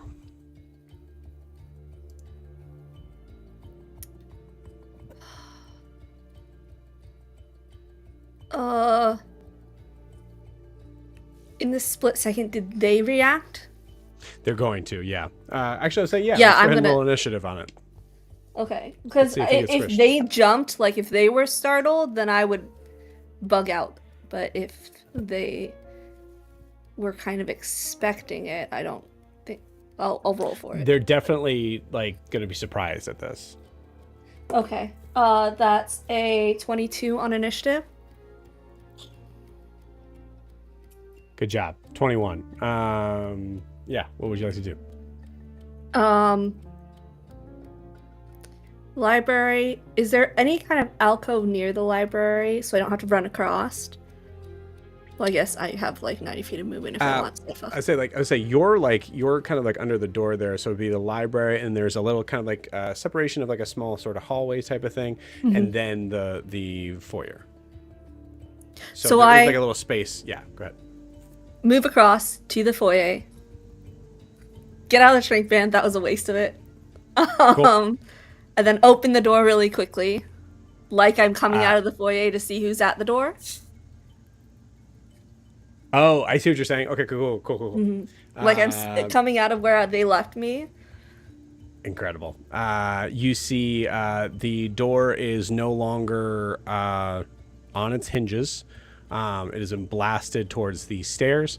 And you see Brom clearly out of breath, out of sorts, being essentially kind of carried by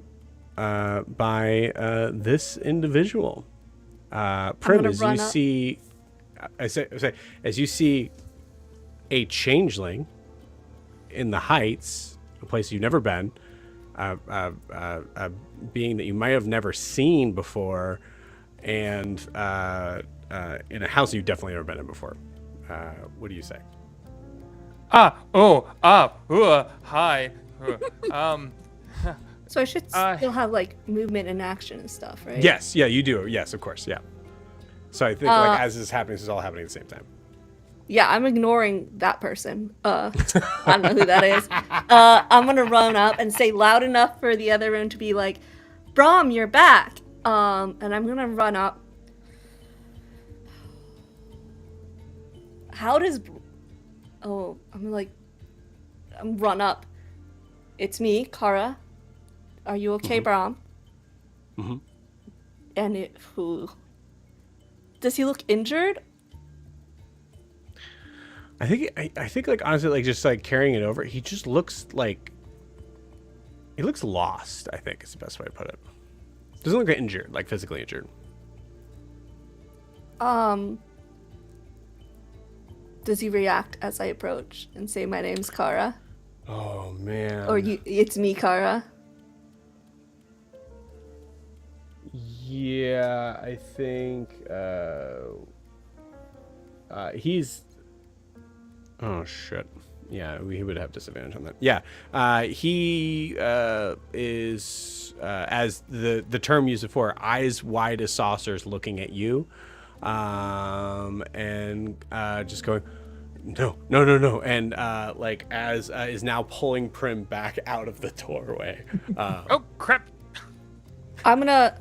God, he's probably strong. It's okay. I'm going to, as I run up, I'm gonna try to take his hands and kind of like grapple him in a sense, but I'm using my power to insight check him.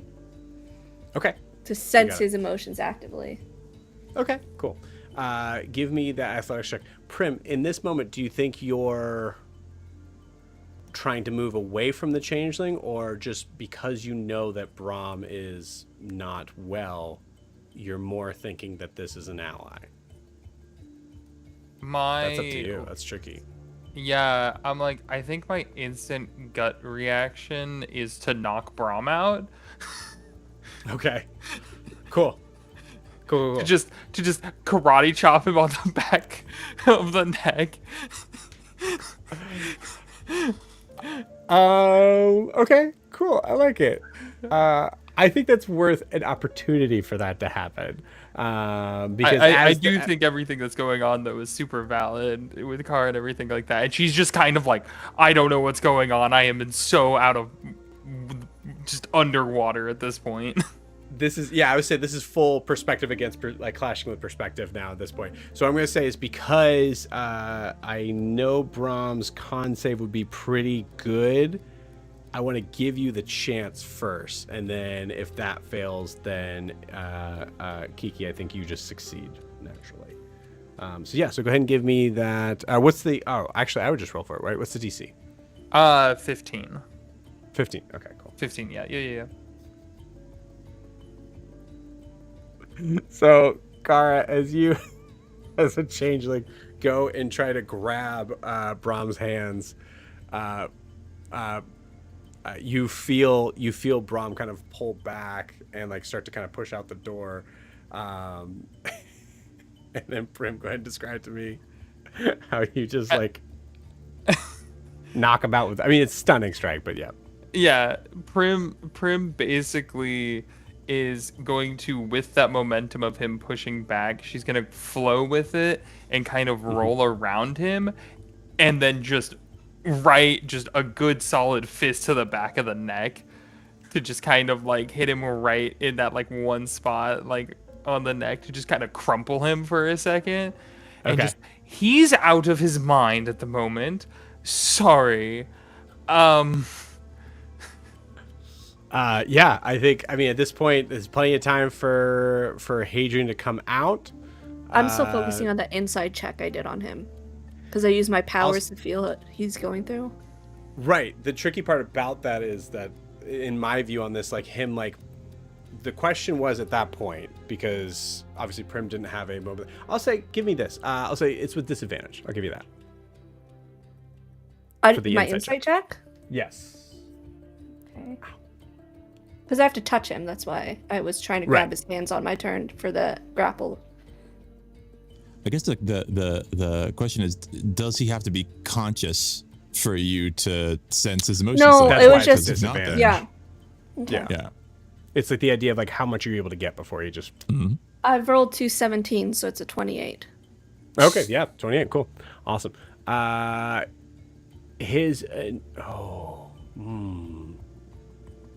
good.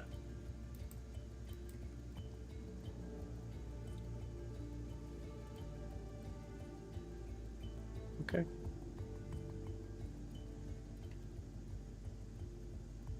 As we've mentioned before in the past with your insight checks on this, sometimes you're able to pull up just straight memories. In this moment, you see a darkened jail cell. You don't catch anything like relating to you because he doesn't know that you're you. He doesn't seem to think that you're you. But what you do get is the thing that's on his mind the most, and it's seeing in his jail cell. You see a black tabaxi standing in their own jail cell, staring out towards Brom. And you see, as if they're ethereal and not really there, but you don't see any sort of like ghostly sort of movement, they walk through their jail cell and then into Brom's jail cell and stand over him.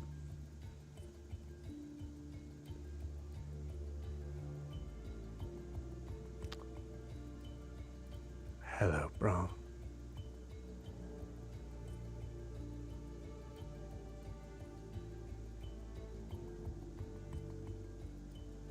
And it cuts out.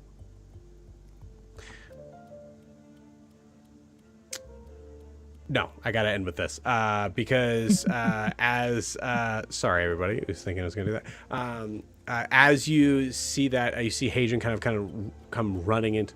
What the fuck is it? Where's my door? What happened? And you see Francis come out after that. Look at you, Prim, and give a little. Very good.